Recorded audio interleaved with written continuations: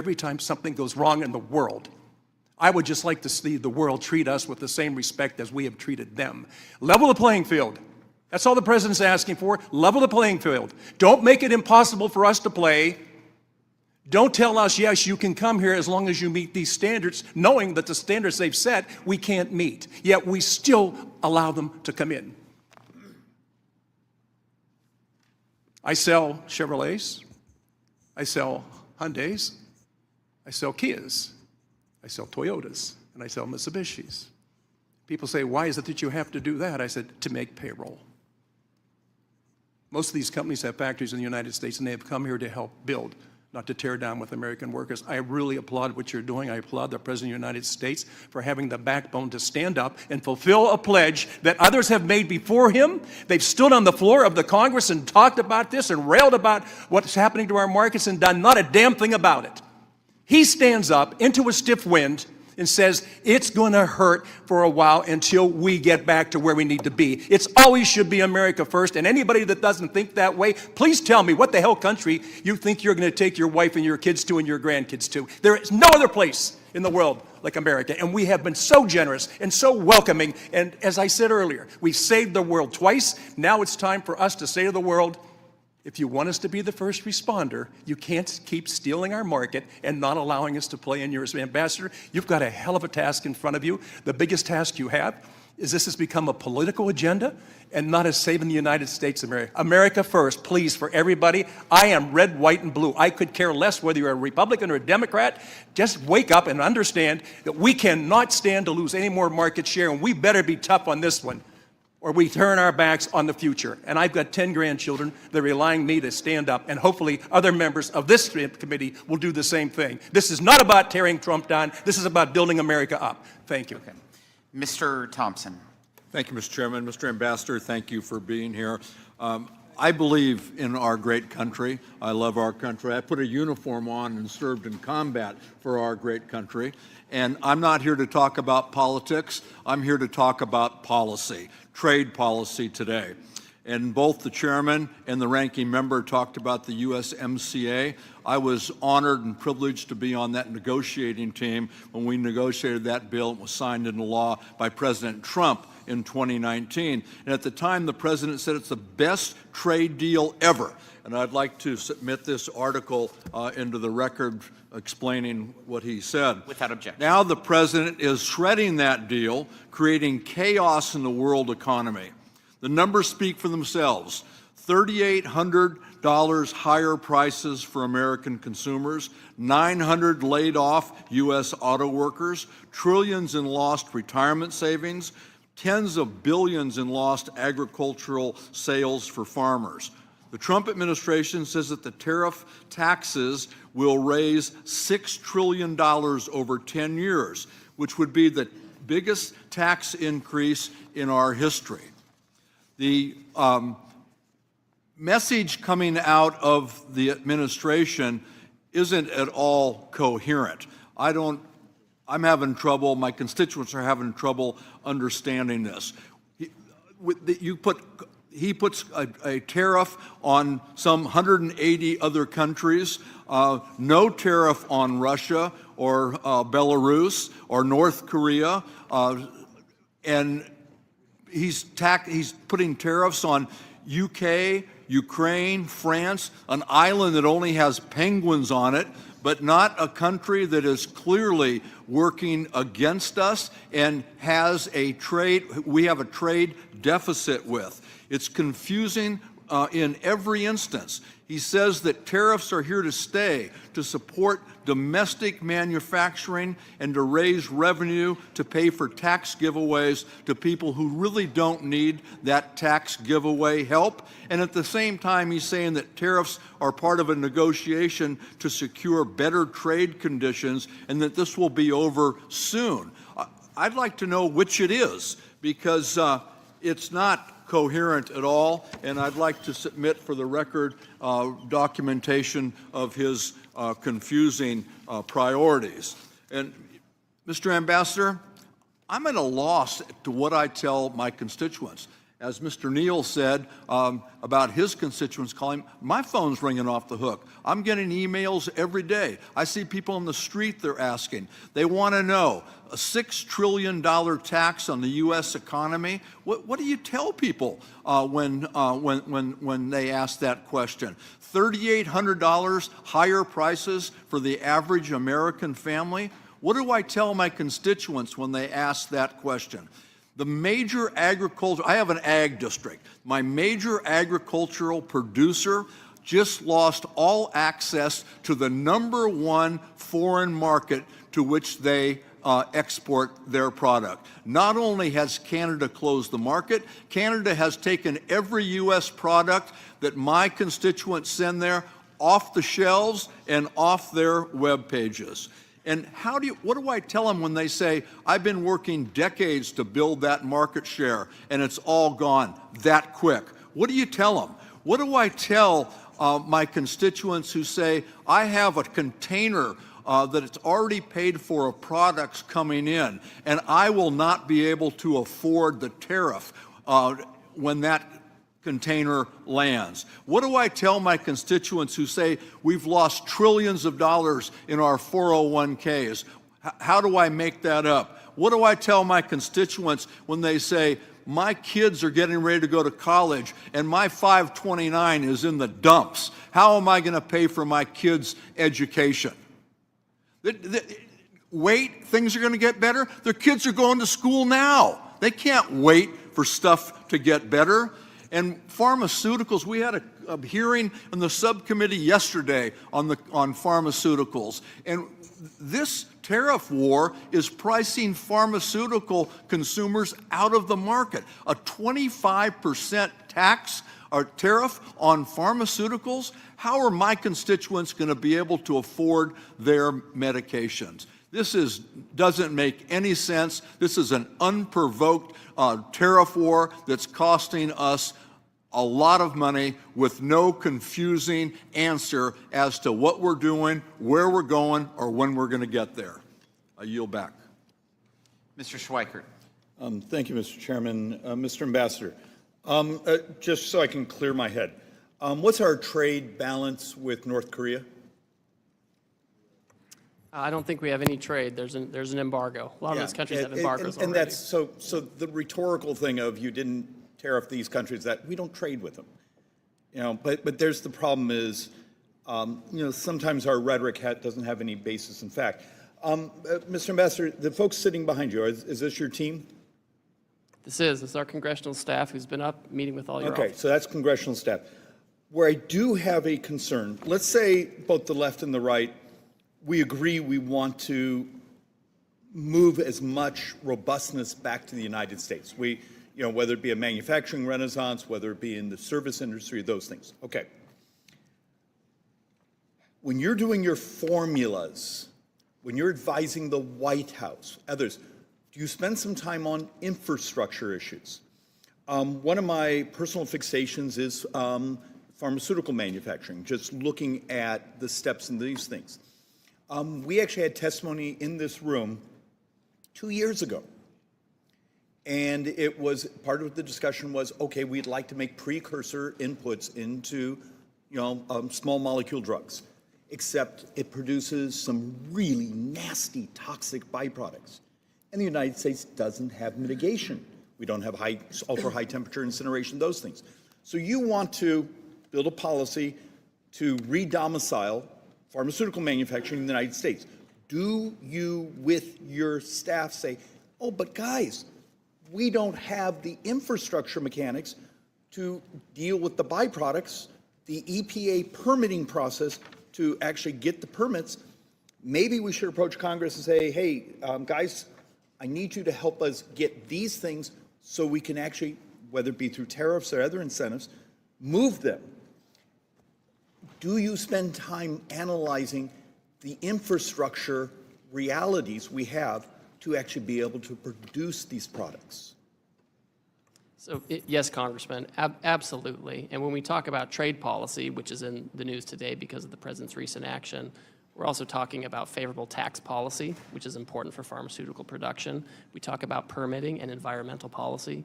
All of these things go together. That's why President Trump had such a successful first term in terms of the economy, because all of it moved together, and we talk about that. So what's happened in the last week? Would I find that somewhere?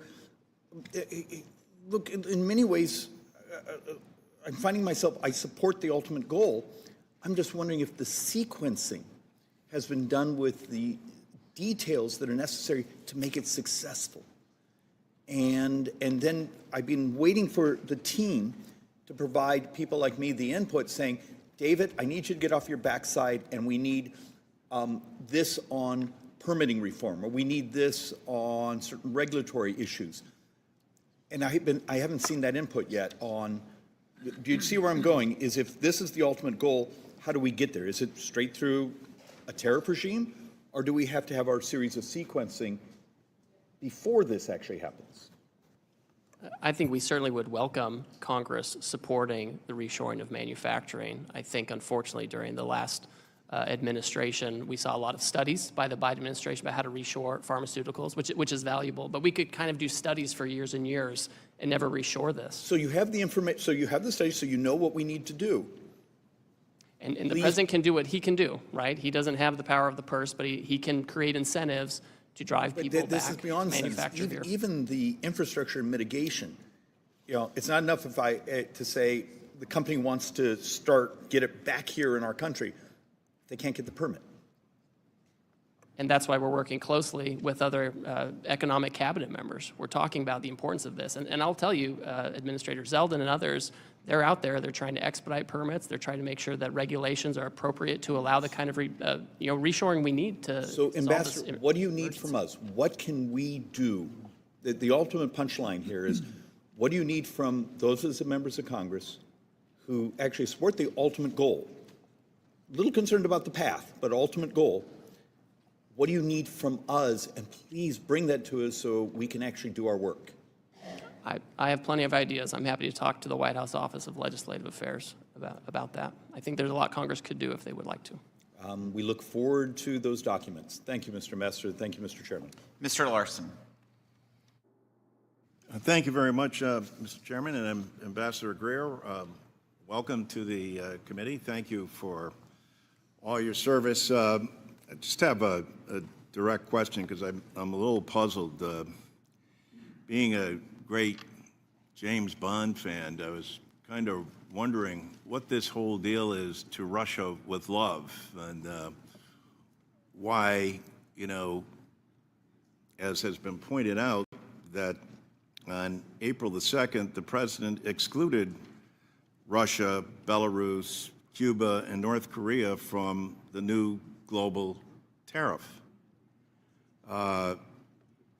The Treasury sector said Russia wasn't on the list because they already imposed sanctions to prevent most U.S.-Russia trade, making higher tariffs unnecessary. The question's kind of twofold. Is that the case with Russia, Belarus, Cuba, and North Korea? While trade in goods has decreased, trade with Russia is still significant. Last time I checked, it's like $3.5 billion, well above the volumes of trade for many smaller countries that my colleagues have already been through that are impacted by this. So first, was this an oversight, or is the president trying to reinvigorate trade with Russia? So there's no effort to reinvigorate trade with Russia. Congress did the right thing a couple of years ago and revoked permanent normal trade relations with Russia, so put it in the bad category. And so Belarus, Russia, North Korea, they already have their own high tariffs already in a category that Congress has So established. it doesn't matter. They're not part of this Well, system. it does matter. They already have these high tariffs. They don't have permanent normal trade relations. We have normal trade relations with these others. And I think if there's So trade why with are the Russia, penalties that much more, why are the tariffs that much more higher on other country and allies than they are in Russia? Because we're already doing enough with Russia? No, it's because in the sanctions law, there's always an exclusion for agricultural products, and I think that's the only type of trade we really have with Russia. But all of those folks, they're sanctioned, they're subject to embargoes of one type or another. Congress revoked permanent normal trade relations, and that's certainly the right answer for those folks. We should not have normal trade relations with those countries. Well, let me ask you this then. Would you commit here that if we see trade increasing from last year, that USTR will take action to increase tariffs on Russia? Oh, I'm happy to monitor that and advise the president accordingly. I agree with you. I'm sorry, what? I'm happy to monitor that and advise the president What accordingly. does that I mean, agree you're with going you. to monitor that? Well, you asked if we would see if the would change, if we would see if the trade level would change. And I'm agreeing with you. I'm happy to see if the trade level with Russia changes. If it does increase, you will add additional tariffs. Well, it's the president's choice, but I'll advise him and I'll say this is affecting the trade deficit. We should consider this. So for sure. does that mean you would advise him to raise the tariffs with Russia? Well, I don't typically give out my advice to the president out in public, but I agree Well, with I'm you sure that the it's something American to people watch. would love to know, and as would members of Congress. I mean, you gotta kind of admit it is just if you casually follow the news, you're not a member of this committee, and the relationship with Russia is kind of bizarre in terms of what it is between President Trump and President Putin, and why this relationship exists. So you can imagine. I don't know. Have you ever been to Augie and Ray's? No, I haven't. You should. It's a great spot in East Hartford. It's right next to Pratt & Whitney Aircraft, et cetera. And they're deeply concerned about this. And they always say, hey, what's going on with Russia and what's going on with the President and Putin? So I'm going to be able to tell them, don't worry. I spoke with Ambassador Greer, and currently Russia's apparently paying enough. Their sanctions already are sufficient. But if we see greater activity and great trade amounts, we're going to make sure that tariffs are levied on them. Is that a fair thing to say? Well, on the last part, I can't make the president's decision for him, right? I mean, Russia. But you would these are bad recommend that actors. you would increase tariffs on them. Well, I'm not going to disclose my recommendations. So to the we're not going to president. recommend, we're not going to do say, see, at Augie and Ray's, they would say, hey, come on, you're BSing us now. We know what's going on here. But with that, thank you, Ambassador, and appreciate your time. I yield back. Mr. LaHood. Thank you, Mr. Chairman. Ambassador Greer, welcome back.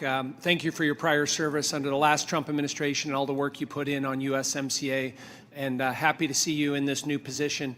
I wanted to talk about agriculture and get your take on how tariffs affect agriculture. My district that I am proud to represent is the 10th largest ag district in the country in terms of corn and soybean production. The #1 industry in the state of Illinois is agriculture. People are surprised by that. Illinois has led the nation the last 12 years in soybean production. We've been second in corn production the last 6 years. And in my district, we load up a lot of commodities on barges on the Illinois and the Mississippi River. They go down to New Orleans, they get offloaded, and they go all around the world. About 40% of the corn and soybeans in my district, again, go to places all across the globe. And so markets and customers are very, very important. And I will just say at the outset that I appreciate what President Trump is doing in terms of addressing long-standing trade deficits and bringing down barriers to trade, and also your commitment for looking for new trade deals and entering negotiations to address tariff and non-tariffs across the globe. But as I talk to my farmers, there's a lot of anxiety, a lot of stress, a lot of uncertainty, because when we get into a trade war, usually the first pawn in the trade war is agriculture. And as we look at the timeline and chronology moving forward, Ambassador Greer, what would you tell my farmers in terms of that uncertainty and anxiety that they're feeling right now? Well, the first thing to note is that almost all countries have announced that they're not going to retaliate against the United States. Obviously, we have China that has made its own choice. They've always given us a hard time. They've always limited our access over there, and they're doubling down on that path. That's an issue of Chinese agency. Indonesia, India, so many other countries have affirmatively said we're not retaliating. And those are actually many of the countries that are coming to us and saying we're willing to take down our tariffs. Vietnam unilaterally decided to reduce its tariffs on apples, cherries, certain corn products, ethanol, et cetera. So we're already seeing the kind of movement we would expect, and that's something that I think is an important message to our farmers. Thank you for that. I want to switch topics to digital trade. And I believe we have a tremendous opportunity in digital trade, and the United States must lead in setting global rules and standards. We can't allow non-market adversaries like China in particular to set these standards and further manipulate the digital trade agenda.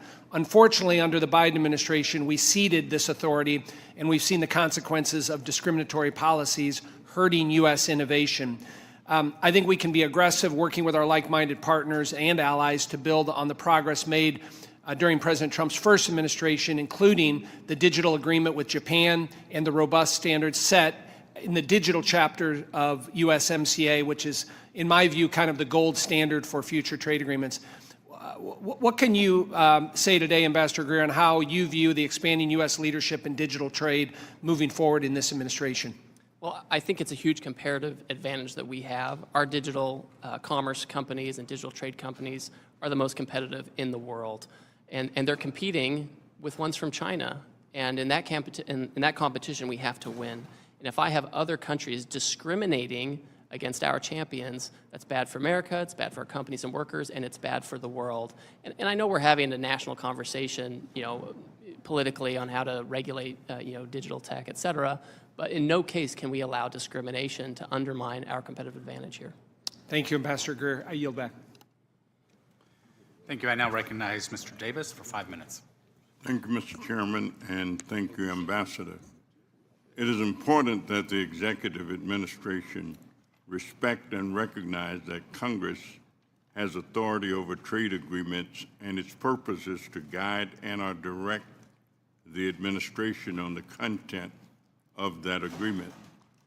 Unfortunately, what we have seen from the Trump-Musk administration in the trade and tariff space over the past month has been anything but comprehensive, well-balanced, and measured. In fact, the president's recent approach to advancing his America First trade policy has been confusing, chaotic, inconsistent, and at times even contradictory. Ambassador Greer, I represent companies in the vehicle supply industry that assemble and produce parts for the automotive industry. The vehicle supplier industry employs more than 930,000 people directly and 4.8 million indirectly. Individuals across the country representing the largest sector of manufacturing jobs in the United States. Tariff impact on the automotive industry is massive and may result in shutting down businesses within the automotive supply chain, which will harm the U.S. economy as a whole. The automotive supply chain is not agile in its ability to make changes. However, the motor vehicle parts sector and many others have adjusted supply chains to support more regional production. My question is, since it would take years to adjust production and supply chains back to the U.S., in the meantime, the auto sector will be hit with multiple layers of tariffs that will soak up any free cash that could be used for the very investments in the U.S. that the administration is seeking.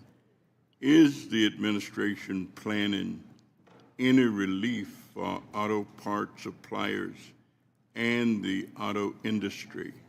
And what other help can the government provide to these suppliers due to the most recent changes in tariffs? So, Congressman, the autos action is under the Department of Commerce, but I'll just make 2 brief points. First of all, right now, if the parts comply with USMCA rules of origin, the agreement we all agreed to 5 years ago, they continue to come across duty-free. So that's a good development. And second, the United Auto Workers are huge supporters of the action on autos and auto parts. And they put out a long statement supporting this long overdue issue. We have Chinese vehicles flooding global markets. The only reason they're not in this market is because President Trump put a tariff on Chinese automobiles in 2018, and the Biden administration kept them and put them in place. It's really critical that we protect our auto industry, and the auto workers understand that. We've accounted for parts that have U.S. content and content from Canada and Mexico, and we have to be very deliberate about doing this to save this industry. Thank you. And let me ask you, have you conducted an analysis on the net impact of tariffs across different sectors of the economy? And what steps is your office taking to mitigate negative employment effects?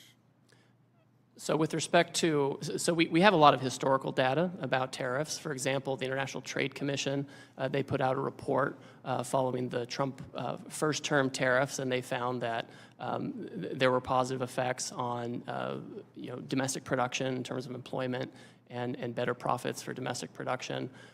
We know in the first term, when we put tariffs in place, inflation went down, unemployment went down, and real median household income went up. We expect that with good energy policy, good trade policy, good tax policy, good permitting regulatory processes, this can all rise together to again lead to an increase in real median household income for Americans. Thank you. Thank you very much, Mr. Chairman, and I yield back. The gentleman yields back and now recognize Mr. Estes for 5 minutes. Well, thank you, Mr. Chairman, and thank you, Ambassador Greer, for joining us today and taking time out of your schedule to meet with us. Ambassador, I just welcome you again to the Ways and Means Committee, which has the sole jurisdiction for trade issues in the House. It's great to have you here working with the administration that prioritizes free and fair trade, unlike the previous administration, which placed pretty much zero emphasis on trade enforcement and on new deals with foreign nations, in effect putting America last. I represent Kansas 4th District, the air capital of the world, which is a microcosm of the United States. We have large aerospace manufacturing core in Wichita, as well as other manufacturing operations, and a widespread agriculture base in the surrounding rural counties. This cross-section of the country every day works to feed, clothe, and provide energy for the entire world. Additionally, skilled workers manufacture airplanes and aerospace components, build computer instruments that power our devices, and it's an understatement to say that our district benefits from free and fair trade, because when Kansas compete on an even term, we win. The aviation industry has benefited from historical zero-for-zero tariff with foreign nations since the 1980s. Nearly every single airplane around the globe contains at least one component made in Kansas. In contrast, our agriculture sector faces stiff barriers with foreign nations. As illustrated in your testimony, ethanol product produced in Kansas faces a steep 18% tariff in Brazil, while the same Brazilian product is only charged a tariff of 2.5%. This type of unfair, excessive tariff on U.S. exports is undefensible. Because of this, I support the administration's efforts to reduce the tariff barrier placed on U.S. products by foreign competitors, and I'm pleased to see the number of countries, 70 plus or so, that have mentioned that they want to make a deal. I'd also like to discuss some non-tariff barriers that functionally disadvantage the U.S. in comparison to our trading partners. I've been a vocal opponent of digital services taxes, DSTs. These extraterritorial taxes enacted by many countries, including France, Canada, and UK, are highly targeted on U.S. businesses and innovators. Many of my colleagues agree that DSTs are a revenue grab by countries that restrict technology, innovation, and envy American companies that are successful in this space. Additionally, in the recently released 2025 National Trade Estimate Report on foreign trade barriers, I was pleased to see the USTR include Germany's extraterritorial assertion of retroactive taxes, known as the Section 49. This law has been dormant for the past 100 years, but disproportionately targets U.S. businesses. These examples aren't from our adversaries, they're from our friends. And these are just a few examples of why it's so important to level the playing field and open markets for American manufacturers and producers, the very effort that you're trying to put in right now. Regarding Germany's Section 49, I believe reaching a resolution on this issue is important. In consulting with Treasury and IRS, it's my understanding that they've engaged with some affected taxpayers and German officials on this issue, but it's yet to be resolved. What's your strategy in terms of working on this issue with Germany, and will you work with me and my staff and the committee as we pursue a resolution for this issue? First of all, I always like talking to you, Congressman, because as you know, I lived in Wichita for 2.5 years and served at the Air Base when I was in the Air Force and had a child born there. So we have a nice connection there. I will work with Secretary Bessent on this issue with Section 49. I've had some good interactions with my German counterpart in the past couple of weeks, and we're happy to work with you on this to see what the best way forward is. Yep. Well, thank you. And I know some of that crosses over, as you mentioned, with Treasury Secretary and the issues there. And there's so many things moving on in your direct sphere of influence with all activities trying to make sure that there's free and fair trade for American companies and American competitors. And I just applaud your efforts in helping make putting America first in these efforts. And thank you. And I yield back. Thank you. The gentleman yields. I now recognize Ms. Sanchez for 5 minutes. Thank you. As the ranking member of this committee's Trade Subcommittee, I want to say a few words about President Trump's latest scheme, his so-called reciprocal tariffs. Let's start by making one thing perfectly clear. These tariffs are not reciprocal. But don't just take my word for it. According to the Wall Street Journal, the president's tariff scheme is not reciprocal, nor is it based on measuring foreign trade barriers. Before getting into Trump's latest scheme, I just want to note that I recently returned from a NATO bureau meeting, and I witnessed firsthand how President Trump's chaotic trade decisions have damaged our global leadership with our allies. And it's appalling to see how Trump is treating our friends and allies compared to how he's treating our adversaries. It was mentioned that under this tariff scheme of Trump's, Russia gets a free pass, while our allies, including those who stood with us after the terrorist attacks of 9/11, are hit with increasing tariffs. Russia's tariff rate is 35%, and we have hit our trading partners with far higher tariffs. It's sad to say that our NATO allies don't trust us anymore, so his scheme isn't just damaging our economy, it's actually undermining our long-standing security partnerships around the world. And in addition to undermining our relationships with our allies, Trump's scheme imposes randomly high tariffs on numerous countries, including our FTA partners. For instance, under the Korea-US Free Trade Agreement, Korea eliminated tariffs on most goods from the United States. Last year, Korea's effective tax rate for goods imported from the United States was less than 1%, yet Trump has imposed a 25% tariff on South Korea. Trump repeatedly insisted that he wanted to impose the same tariffs on other countries as they impose on us. And I want to read a quote from the president, quoting him, "On trade, I have decided for purposes of fairness that I will charge a reciprocal tariff, meaning whatever countries charge the United States of America, we will charge them no more and no less." But as we now know, that is not true. That is completely false. And because it isn't true, the Trump administration came up with a fake formula to justify this tariff scheme. Now, it doesn't take a genius to figure out that the trade studies called for by the president in January and the so-called reciprocity rationale of his latest trade scheme are completely bogus. It's made up. To understand why Trump is pursuing this crazy scheme, you need to understand his MO. First, he threatens a huge tariff. Second, he tries to use those tariffs as leverage to extort countries, many of them are allies. And third, he declares anything that they promise as a huge victory, even when it's an insubstantial deal meant only to appease Trump and his cronies. And fourth, repeat this corrupt practice over and over again. This is all intended to distract and divert the media's attention. I urge everybody to take a step back from the daily chaos that comes out of the White House to consider the bigger picture here. Trump should not fool around with the economy. American families should not be forced to pay higher prices to fund tax cuts for the rich, which leads me to suspect that these tariffs are not temporary in nature because they need the revenue to give tax cuts to the wealthy. Trump shouldn't fool around with workers. Workers aren't pawns.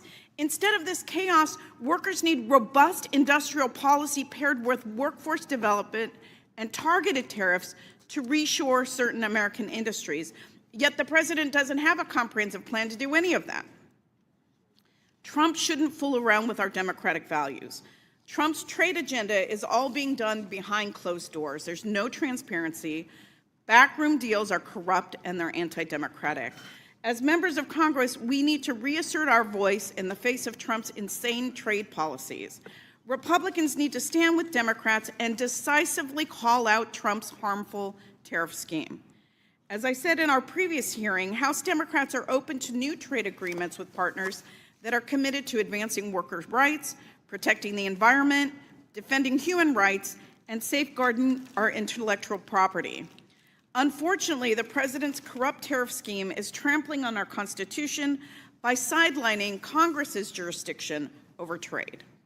Let this administration's record in trade policy and elsewhere serve as a grave warning, and there is no denying that this president and his cronies are rapidly working to consolidate power.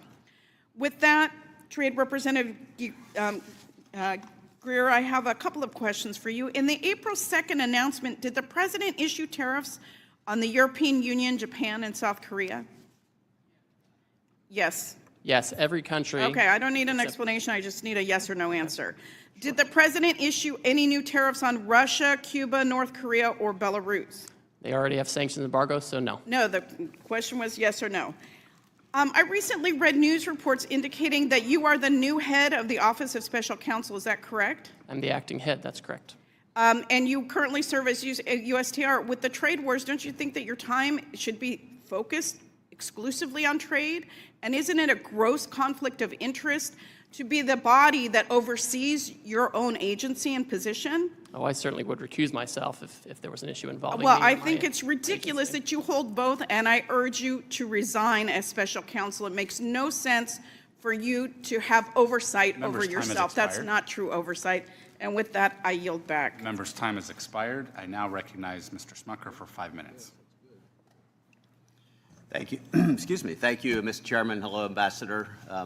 I want to thank you for the work that you're doing, for the change that you're working to bring about. And I also want to point out the differences that we've seen in the past 4 years of the Biden administration compared to the 4 years of the Trump administration, specifically in regards to trade. I think Democrats and Republicans alike were very unhappy with the past administration's approach to trade, basically, which was to do nothing, to try to generate new agreements, and to not do nothing to try to open markets up for American manufacturers, to do nothing to try to bring jobs back to America. And that's just in such stark contrast to what we saw during the previous Trump administration. He had a bold and effective approach to trade, one that really delivered prosperity and brought our trading partners to the table. So we appreciate the work that the president did during his previous administration. We appreciate the work that he's doing and that you're doing on trade. It's a refreshing change to what we've seen over the past 4 years. And we trust the president to get this right again. We believe that we're seeing already the impact when you have tens, I don't know how many we're up to now, but countries coming to the table that have for a long time had tariffs in place for our goods, but we weren't doing the same. And so the idea of reciprocal trade, I think, is a great one that I can tell you the American people in my district, business owners in my district, very much support, and they support the goals of this administration to bring back manufacturing jobs to the country, to bring back that investment in the country, and then to open up markets to our great American businesses. So I will also say this, many of those business owners who love what the president is trying to accomplish are feeling a little consternation. They're concerned about what this, how we're going to achieve what the intent is here. They still believe in what the president is doing, as I think every, at least Republican member here agrees with that. But I just want to give you an opportunity, if you don't mind, to just sort of expand maybe on some of the things that you've said previously, but with that sort of audience in mind. What would you say to, for instance, a copper manufacturer in my district who you and I have spoken about previously, but this is impacting their business in a big way? And what would you say to other businesses who are in a similar situation? And maybe if you could just paint a picture of what success will look like here, again, in the context of the successes that we've seen with USMCA negotiated under previous administration and all that, but take us out a few months, take us out a few years. What is the end goal here? I think I know what that is, but I'd love to give you a chance just to expand on that. What will success look like? How will that help every American business? Thank you. Thank you, Congressman. I think we'll find that American businesses are much more competitive when they have open markets overseas. People talk about the high cost of doing business in America and manufacturing in America and growing in America. But when we cannot access foreign markets or we face barriers overseas, and not just tariffs, but also all the non-tariff barriers that we've outlined in this 400-page book, that increased costs. And it makes it difficult to be competitive globally and even domestically. At the same time, we have foreign producers who receive subsidies. They have countries where economic policies depress domestic demand. They make more stuff than they can consume. They send it here. And so I think what we're going to see in the near term, we're going to see a handful of partners who open their markets more to us, and it makes it much easier and much more competitive economically to have manufacturing here, to grow products here, to process them here, and export them to the rest of the world. So it's a virtuous cycle that you create when you create a situation where you have open markets, you create broader economic policies, whether it's good tax policy, good energy policy, to give you the tailwind you need. We have to reshore manufacturing. This is an important way to do it. We can have tariff protection as we get rid of the trade deficit, reshore manufacturing, and as other countries open their markets, they can potentially have a different arrangement that helps us as we try to have reciprocal trade and get rid of the deficit and get back to being a producing economy. That's where we need to be. Well, thank you again for your work. I'm out of time, but appreciate your work, and we're with you. Thanks. Thank you. I now recognize Ms. Sewell for 5 minutes. Thank you, Mr. Chairman. Welcome, Ambassador. It was a pleasure working with you on USMCA, and for what it's worth, I still believe that USMCA is a gold standard for our trade agreements that we make. It was done so with Congress and the executive, and that should be the standard. Unfortunately for both of us, President Trump has decided that he doesn't want to work with Congress and that he is not bound by our Constitution or trade laws. President Trump has unilaterally imposed the largest tax increase on working families in decades by implementing broad tariffs that are crashing the economy and threatening the livelihoods of so many working families in Alabama and all across America. Moreover, he is doing so by abusing the International Emergency Economic Powers Act, or IEMPA, clearly states that the president can only use this authority in response to, quote, unusual and extraordinary, end quote, threats. However, both you and the president have described the trade deficit as persistent. I don't know how you can claim that our trade deficit is persistent and at the same time use an emergency authority which requires it to be, quote unquote, unusual. My question to you, I have a series of questions, and really I just want a yes or no answer. As our trade representative, do you believe there are any restriction on President Trump's emergency authority, or do you believe that President Trump has unlimited power to tariff any country for any reason? Yes or no? Congress has put a number of limitations on that authority. So is that a no? It is not unlimited. It's not unlimited. Did President Trump ask you, or do you believe that using the emergency authority for this purpose of trade deficit is legal? Of course it's legal, yes. Do you believe Congress has any role in providing oversight of this administration's implementation of tariffs? Certainly, that's why I'm here today. Many of us on this committee have serious concerns that foreign nations will be pressured into negotiating as a result of this. And those negotiations could also extend to them purchasing the Bitcoin with the president's name and face on it. That would be illegal, right? I have never looked into Bitcoin purchases by foreign countries. Reclaiming my time. With this, are tariffs regressive or are they progressive tax? Well, tariffs can protect, and that's why the United Auto Workers want them in place and have cheered the tariffs. I'm reclaiming my time. Who spends a higher portion of their income on goods, the wealthy or working class? I think the more wealthy have a higher percentage of consumption overall in the United States. Well, according to the Tax Foundation, a conservative entity,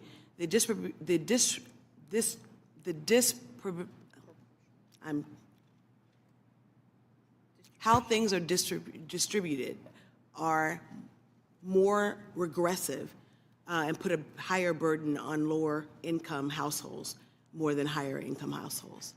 The top 10% of incomes account for about 50% of consumption. They do.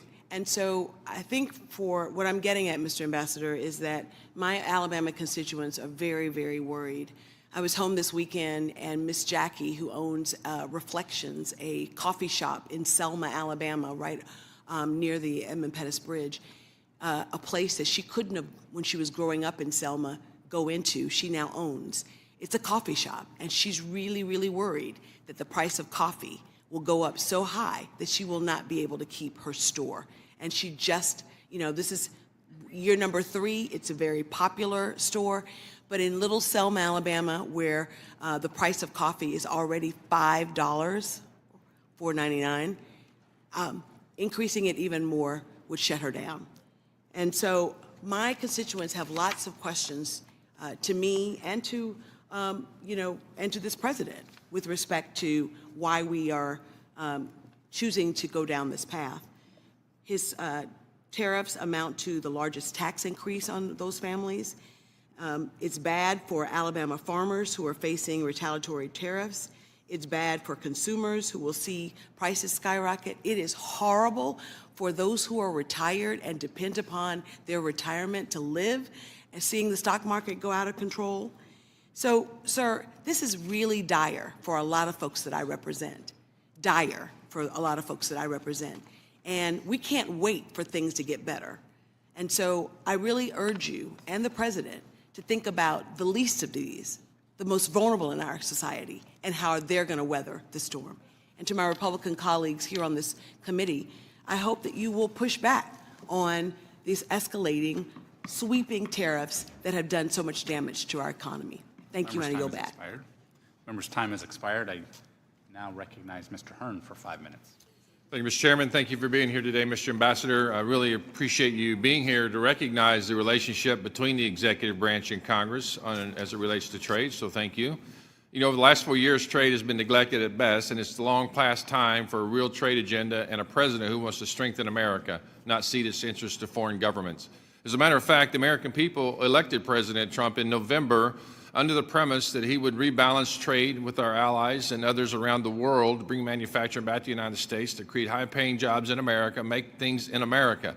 And as you just alluded to, it's been applauded by many people, including our great auto workers, as they talk about reconstituting those manufacturing jobs where they're needed most. You mentioned in your testimony that Israel is one of the countries looking to negotiate, and to my knowledge, they were the first to remove all tariffs for the United States. It is heartening to hear that our allies are coming to the table and taking quick action to remove trade barriers with the United States. Last Congress, I introduced a resolution in support of the free trade agreement we have with Israel as a way to support one of our greatest allies as they face an existential threat from Iran and its terror proxies. I appreciate President Trump's strong support of Israel, and I hope that this first step by Israel to move to a zero tariff policy will lead the way to an even stronger trade and economic relationship between our two countries. Trade policy should reflect not only economic interests, but also national security and ideological alignment. Strengthening relationships with allies who share American values is essential to reducing reliance on adversarial nations. Mr. Ambassador, How can we ensure our trade policies prioritize strategic allies like Israel and Taiwan, who share American values and are willing to join us in enacting common policies to counter our adversaries? Thank you, Congressman. I'm happy to report that Sunday night I had a meeting with Prime Minister Netanyahu about this very issue. And the Taiwanese have also reached out. So this is something where we're having close, high-level talks about how to move forward. I would also say, as we talk to our allies, we're encouraging them and hoping that they will align with us on things like export controls and investment screening to make sure that as we trade with them, we're trading in a way that increases our economic security and not just our economic growth. We know calculations are going on and into the reciprocal tariffs, include more than just tariffs other countries place on the United States. And as you're undergoing negotiation with our allies, is the President and your office taking into consideration things like export controls, as you just mentioned, foreign military sales, foreign direct investment as it relates to their relationship with the United States? So we certainly consider those things and appreciate them. Remember, with foreign direct investment, because they export so much to us, they have all these hard dollars, and the best place to put them is here. And so that's kind of a natural outgrowth. We are very focused on making sure that we have a trading goods that is fair and make sure that we're not getting dumped on or have overcapacity overflowing into the U.S. and that we have export market opportunities. But we certainly are encouraged by and the $4 trillion in new investment that's been announced by foreign companies. Are military sales included in that? So that's a good question. We've thought about that. When you look at the trade numbers, I think foreign military sales, official ones, don't normally show up in those trade numbers. But I know that's been raised by several of our allies, and of course we want our technology to be the technology that allies are using. The last 4 years under former President Biden, USTR failed to adequately address discriminatory extraterritorial taxes and digital trade barriers harming American companies.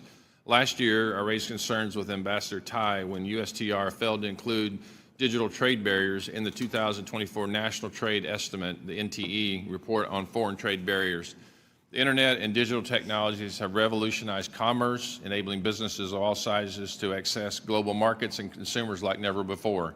However, this potential is being undermined by the rise of digital trade barriers imposed by some of our trading partners. Those barriers come in various forms, from data localization requirements to discriminatory regulations and censorship measures. That not only stifles innovation and economic growth, but also undermines the competitiveness of American business in the digital age. In 2023, the U.S. exports of digitally enabled services accounted for 64% of all U.S. exports, and the U.S. had nearly $300 billion in digital trade surplus. Will you make it a priority to, unlike the last administration, to address this digital trade barrier? Yes, we're focused on this. We're not political or choosing sectors we like or don't like. And we've recorded in the trade estimate this year different digital trade barriers. Obviously, Congress is going to regulate and decide how we're going to manage digital trade, competition, those kinds of things. But we just can't have discrimination, and I won't accept that by our foreign trading partners, especially in this area where we're so competitive. I want to thank you again for coming here, and appreciate you answering everyone's question. Again, it shows the understanding of the relationship between the executive branch and Congress as it relates to trade. Thank you again. Appreciate it. I yield back. Ms. Del Bene. Thank you, Mr. Chairman. Thank you, Mr. Ambassador, for being with us today. Tax day came early this year, came on April 2nd, since Trump's sweeping tariffs are raising prices for American families by $4,600 this year, according to the latest estimates. It keeps going up. Families are struggling, businesses are panicking. I talked to a business in my district that talked about being tariffed out of business. We have businesses who have a lot of export, who manufacture right here in the U.S. and export, who are losing business.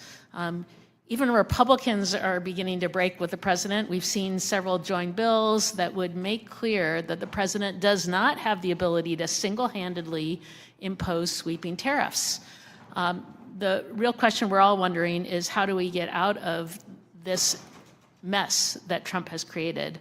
Chairman Smith recently said he hopes that the Trump tariffs will give USTR leverage to negotiate new trade deals.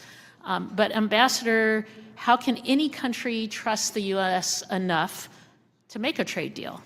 Given that Trump has thrown out existing trade deals like Australia or South Korea, or even USMCA, which he negotiated and Congress enacted, how are people going to trust us when arbitrarily these deals are being thrown out?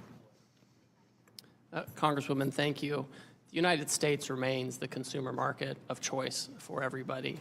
And I hear some of these Wall Street analysts, predicting, imminent catastrophe. And that's just, when we look back at Trump 1, we put tariffs on China and we reinvigorated NAFTA to be USMCA, we saw real household medium income go up. We saw inflation go down, unemployment go down. And the countries are coming to us every day. We're having several meetings with them every day to do these deals. So they're not showing hesitance. It's quite the opposite. But if we have a deal that's being blown up, then you can say you're negotiating a deal. 2 seconds later, you can throw it out. What kind of deal is that? Are these deals that you're supposedly negotiating, are they going to come to Congress for a vote like USMCA did? These are deals, so first of all, if we did a comprehensive free trade agreement, of course we would come to Congress, et cetera, and we will certainly keep Congress up to speed on any kind of... Any deal that you do, are you going to bring that to Congress for a vote? We'll do what the law requires. Some of it's consultation, some requires a vote, so we'll follow the law on that front. But the countries are coming, right? If they were hesitant, they wouldn't be knocking down our But door. I don't understand what the countries are coming to do. You put tariffs in place, sweeping tariffs with no specifics in terms of what the goals are, no plans, and then you say countries are coming to what? To individually negotiate with President Trump, and it's his whim what's acceptable or not acceptable? So for example, I get a letter from the Vietnamese, which I received recently, and it outlined a number of tariff lines where they want to reduce their tariffs and non-tariff barriers that they want to remove, and they want to engage with us on reciprocal trade. But what are the objectives of the negotiation? You didn't lay those out. The plan, there's no plan that was laid out by the president. I've seen no plan from USTR on what the goal of the tariffs are. We're damaging companies. We've thrown out existing trade deals that we already have, and now you say there's a negotiation with no clear goal what that negotiation is, or whether or not Congress is going to have a vote on a potential deal?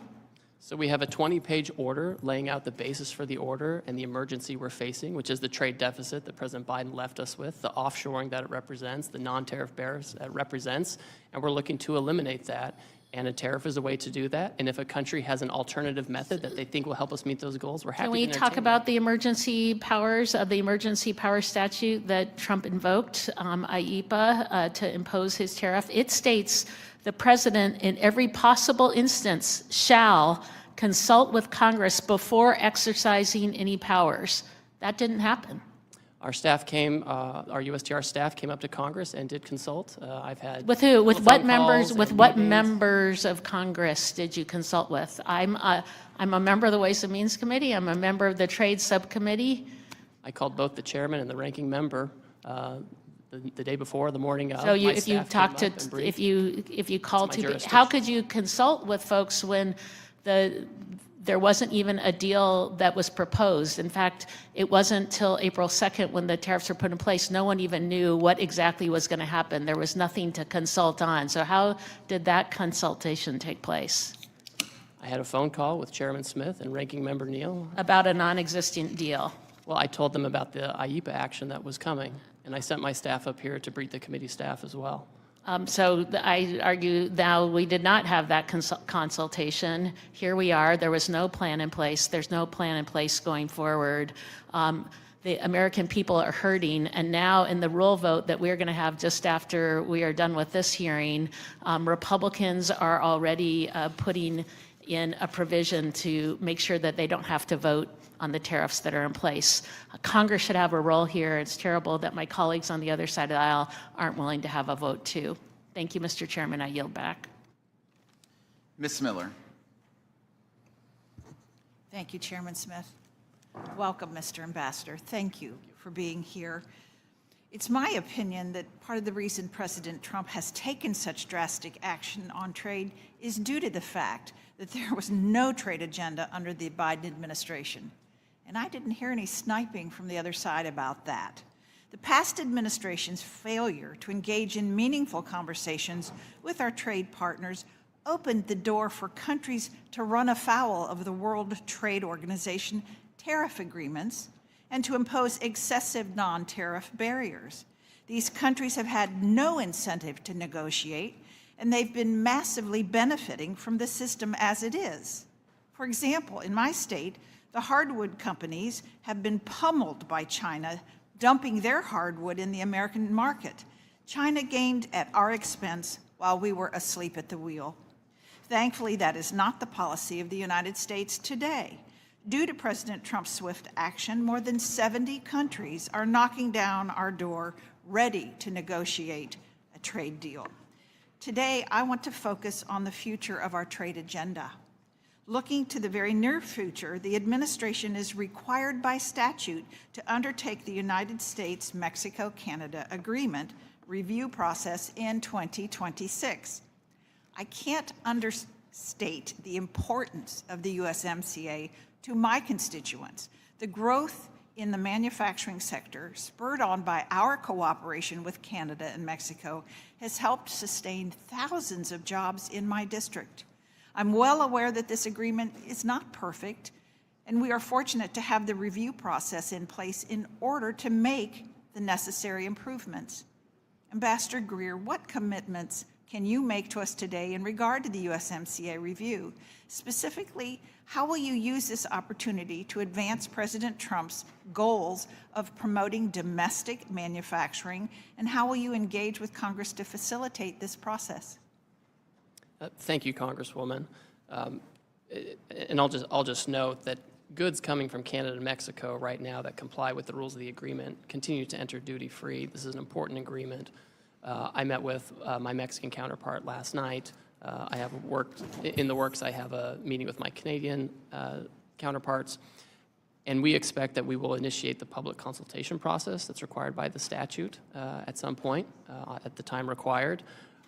I think with the USMCA, it's important that Canada and Mexico not be used as an export platform for third countries. That's not what we want. USMCA should be an agreement that promotes manufacturing in America, and that we can rely on our partners to the north and south if needed.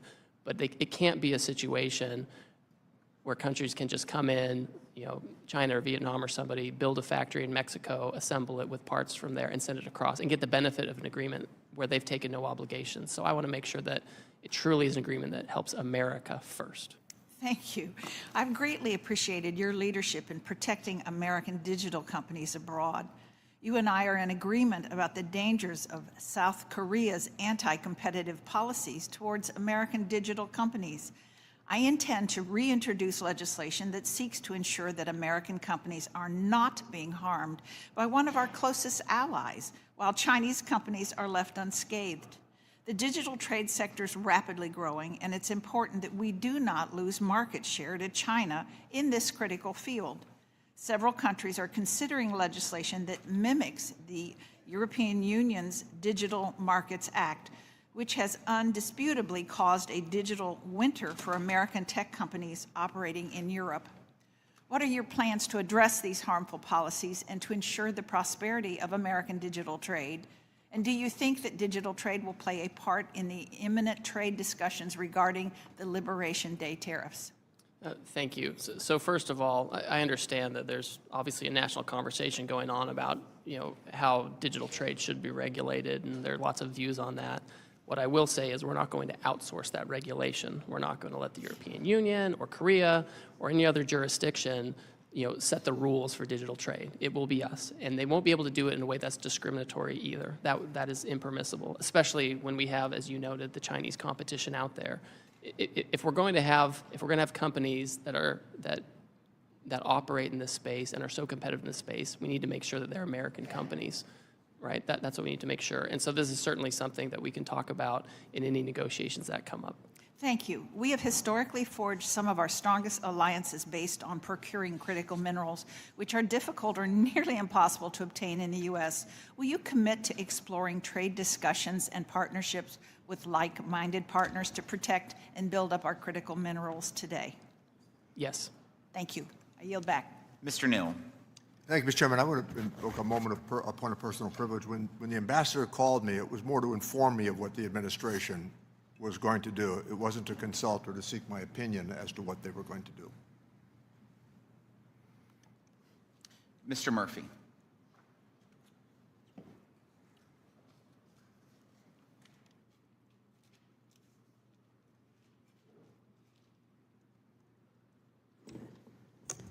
Thank you, Mr. Chairman. I just want to show a slide to everybody documenting where we are with the United States and the U.S. trade deficit. I think this really shows why this is an emergency. If you look at where we are with manufacturing goods, that's in the red column here. If you look at what has happened to the manufacturing capacity of the United States, we have plummeted, absolutely plummeted down. Here in 2022, we have such a trade deficit with manufactured goods. This is critical. This is why the president has said this is an emergency. The same thing with fuels and other total goods. We have plummeted in this nation's capacity to actually produce things. So yes, this is an emergency, and this is by all means altogether the right thing to do. If we do not reverse this trend, again, going with the absolute calamitous effect of how we are hurtling towards a sovereign debt crisis, this nation does not exist. And yes, there is short-term problems, without a doubt. But it's the same thing by taking medicine you don't want to take. If we don't help the body by intervening and doing what is critically important for this nation, nothing else matters. So this is why how manufacturing has plummeted, and this is why we are in a state of emergency. Thank you. Thanks just for that moment. I want to briefly say something before I begin my remarks. I've gone down in many times to Haiti. We talked about this before and done a lot of mission work down there. Unfortunately, the Hope Help program is set to expire in September. I hope some work is being done in reauthorizing this program. We're trying to nearshore, onshore. We want to stabilize our Caribbean nations, our Central American nations, and Haiti has fallen into such decay right now. It makes Somalia look like Wonderland. We really need to help these nations stabilize in our hemisphere. It helps everybody. So I hope that is just going to be on your radar. H.R. 1625, the Help Extension Act. Just to shift gears again, I want to talk a little bit about de minimis.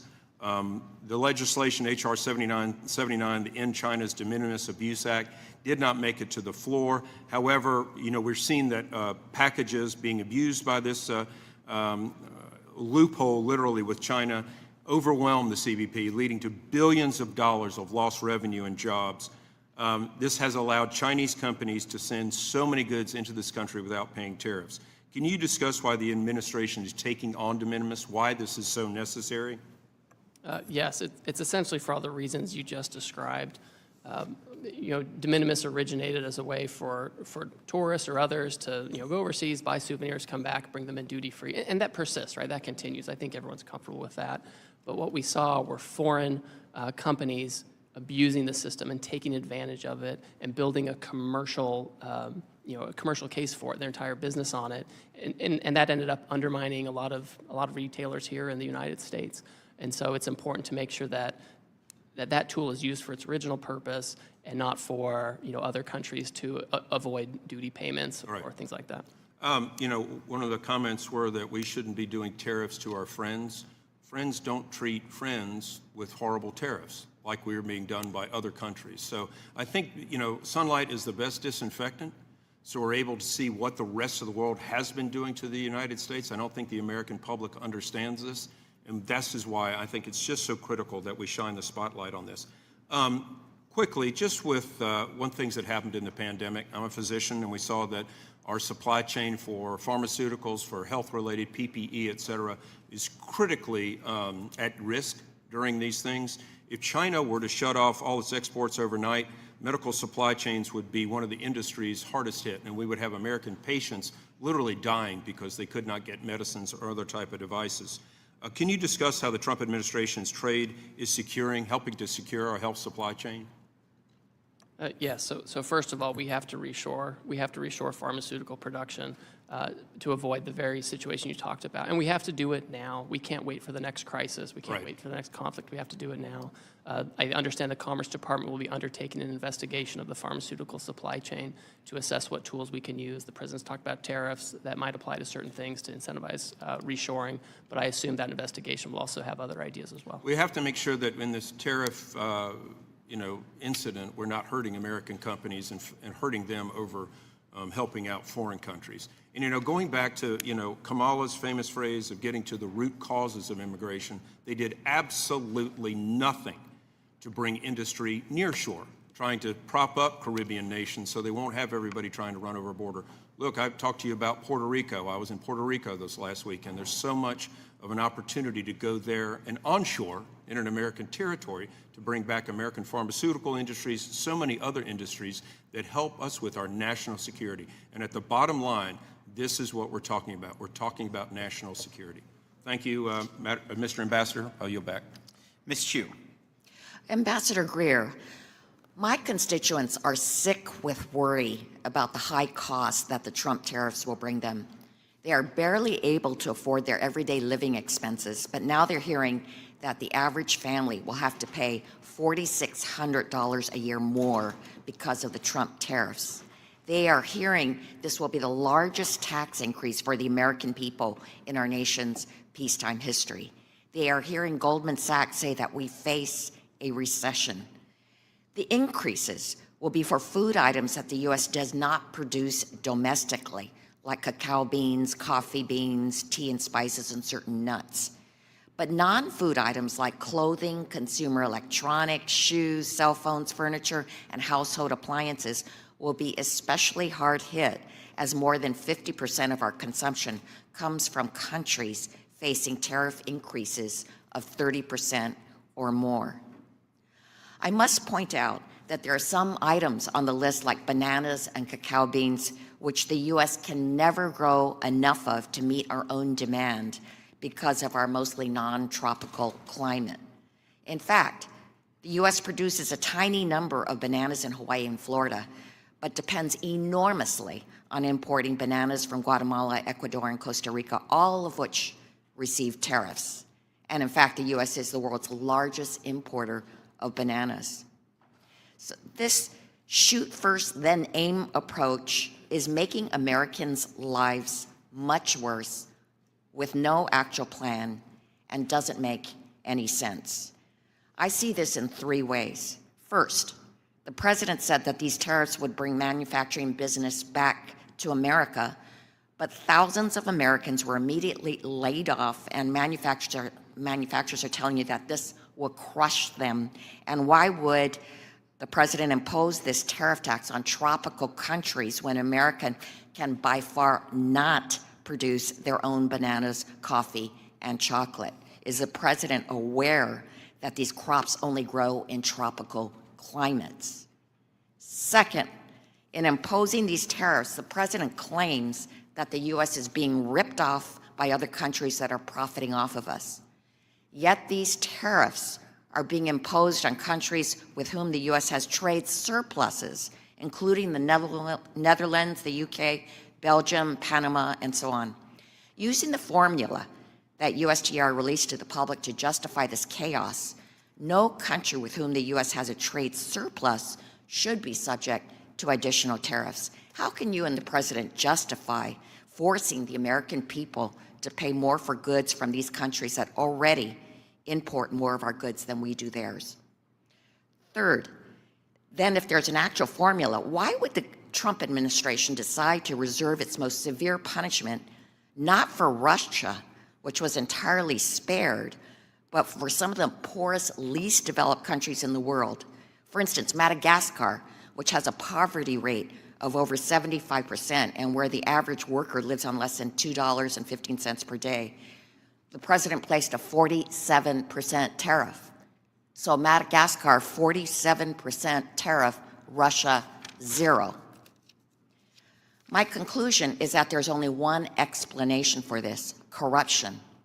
The Trump administration is now bragging that dozens of countries are approaching the White House ready to offer concessions and negotiate a reduction in Trump tariffs. This presents a completely unprecedented opportunity for corruption. If his tariffs are allowed by Congress and the courts to stand, then the president could unilaterally decide to remove or reduce tariffs on certain countries with no transparency a country could pay the president or his family money through memberships at Mar-a-Lago or payments through their various cryptocurrencies in exchange for a reduction in tariffs. His cronies could pay him directly to remove tariffs from certain imports. So, Ambassador Greer, I would like to ask you 2 yes or no questions. My first question, you're putting tariffs on crops that we, for the most part, don't grow, like bananas, cocoa beans, coffee, and vanilla. Is the president aware that these crops only grow in tropical climates? My Yes, he's second aware. question, yeah, you answered yes. Can you promise that there won't be a pay-for-play system where companies and donors make the pilgrimage to Mar-a-Lago to get exemptions? You have my promise. Well, my constituents don't have that access, nor do most of the American people, but because of these Trump tariffs, it is they who will have to pay the exorbitant costs of these actions, and that's not right. Mr. Kustoff. Thank you, Mr. Chairman, for convening today's hearing, and thank you, Ambassador Greer, for appearing today. Ambassador Greer, I represent part of Memphis, Tennessee, and most of rural West Tennessee. And in Memphis, Tennessee, last year, 2024, we had a great opportunity with Elon Musk when he made an announcement to create a historic investment in Memphis through his company XAI. And the investment will lead to the world's largest supercomputer called Colossus. So Colossus is the core infrastructure behind Crux, which is the artificial intelligence system that Mr. Musk is developing or has developed and that I use and probably a lot of other people use. I've toured Colossus, and frankly, the capabilities are absolutely remarkable. From what I understand with this project and with Elon Musk is he places a strong emphasis on sourcing American-made products with XAI whenever feasible, demonstrating a commitment to domestic innovation. The issue is that supercomputers like Colossus depend on a variety of advanced components that right now are not produced in the United States. And I think we can all agree that we want the United States to be the absolute leader when it comes to AI. The other issue is the reliance presents obvious and serious strategic vulnerabilities because a disruption in the supply chain could hinder U.S. capabilities. So I understand that the entire industry is working on building domestic capacity.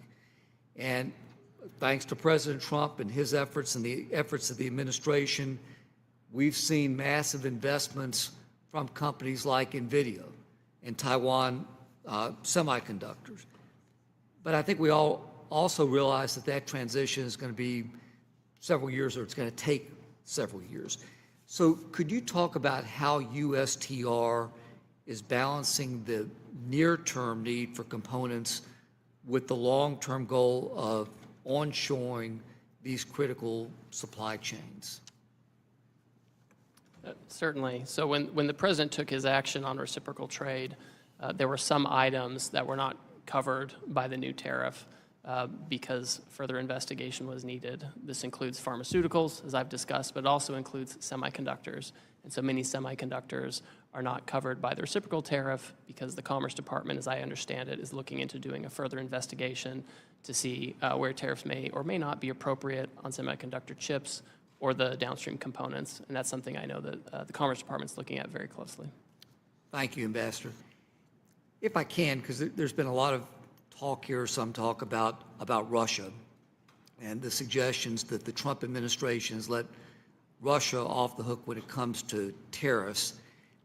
My recollection is that this committee, several years ago, took the lead on bipartisan legislation to change the trade treatment as it relates to Russia, specifically revoking the permanent normal trade relations, specifically banning the import of all energy products from Russia, specifically by providing a path to raise tariffs on many other products from Russia. So in fairness, I know that both the Biden administration and the Trump administration have added to this legislation by imposing a wide range of sanctions on Russia, which cut off most of trade and investment. So my question to you is, would any Russian exporter feel that it has better access to the United States market than our non-sanctioned trading partners who may face higher tariffs right now? Oh, no, by no means. Russia's subject to a very high tariff due to the good work you did here in Congress, as well as other kind of bad actors that fall into that category. Bipartisan. On a bipartisan basis, that's right. Thank you, Ambassador. Thank you, Mr. Chairman. I yield back. Ms. Moore. Thank you so much, Mr. Chairman, and thank you, Mr. Ambassador, for visiting with us. I have to say that I have really appreciated the discussion that we've had here today with our colleagues, and as is always the case with me, I have remarks that are planned, and then I make the mistake of listening to what other people have said. And I really do want to agree with some of the things that my colleagues have said, like Mr. Schmucker and Mr. Kelly, that we need, and you, Mr. Ambassador, have said that we need to have access to markets. Specifically, Mr. Kelly said, we can't afford to lose any market share, and I agree with him. He went on to say that we need to level the playing field. Mr. LaHood talked about his soybean farmers in Illinois, and I'm from Wisconsin, sir, and so I do know that we have $1.3 billion worth of soybean product, and our main partner is with China. And so I think Wisconsin farmers, that's just one example of how we are at risk of losing market share. And then Mr. Doggett went on to say how, you know, instead of allowing, like my soybean farmers to do that, what we would revert to would be to give them welfare. And I guess I don't agree with that characterization. I don't even agree with it as a characterization of a subsidy, because it's actually a ripoff. You know, farmers lost about $27 billion in the first Trump administration, and they only got about $23 billion in subsidy return. So they lost money, they lost market share, and they lost lives. You know, in Wisconsin, there was a study done, and they looked at suicide rates, and suicide rates among farmers are like 3.5 times more than in other professions. It's a very stressful career. And so I am very concerned, and I wonder what's going to happen to them. You haven't said to us, I think you sort of skirted the question about whether or not we were going to give them subsidies. But even if we would give them subsidies, that would not prevent them from losing market share. And farmers they don't want a check. They want to be able to farm. I also wonder, sir, what, you know, I'm just saying, I think that when you look at trade deficits, I think we have to look at more than just what a tariff may or may not do. Our trade imbalances over time have been caused by us not having a trade balance on issue of labor laws, making sure that there's no slave labor and child labor, that the environment is protected when we extract materials and do stuff, that people have the ability to bargain in their countries and to make sure that they get a wage that's commensurate with their efforts. And, you know, I agree with Mr. Kelly that we need to level the playing field on those fields, and that a rising tide will lift all boats. I do wonder, Mr. Ambassador, whether this administration's trade policy, and it seems that it does, my colleague here just mentioned the trade deficit that we have with Madagascar. I had the privilege to go on a trip with the committee to Madagascar where there was a 75% poverty rate. So I'm wondering if they will ever be able to give us a trade balance. Speaking of Madagascar, they belong to AGOA. And I'm wondering if this administration's policies would eliminate something that's been bipartisan, the trade preference programs that we've had under AGOA? Yes or no? Are we going to have an AGOA? So Congresswoman, Yeah, thanks for your AGOA. remarks. Well, it's up to Congress. Congress has to decide if they're No, going up to the renew. president. He's in charge of trade. We've sort of. Do you have a bill? I haven't seen the bill yet on this. If there's a bill, I'll advise the president accordingly on how we should approach it. Okay, I'll just say one last question to you. You say that we have got to reshore manufacturing. You did not say where folks will get the money and the confidence, really, to make these investments. Is any of the money that you plan to get from tariffs going to be targeted to incentivizing manufacturing? I've got a factory that made car frames, A.O. Smith. 10,000 people working there. When are we going to reopen A.O. Smith, sir? If the chairman. I would love to reopen that. And when will I be alive? I'm going to be 74 in 9 days. I hope so. We should go there, you and I, and talk to them about what they need in order to reopen. We put tariffs in place. I mean, on they've been foreign autos and shuttered auto for parts. years. We want to create incentives so they can reopen. What's the timeline between the suffering that they're doing now and when A.O. Smith is going to open again?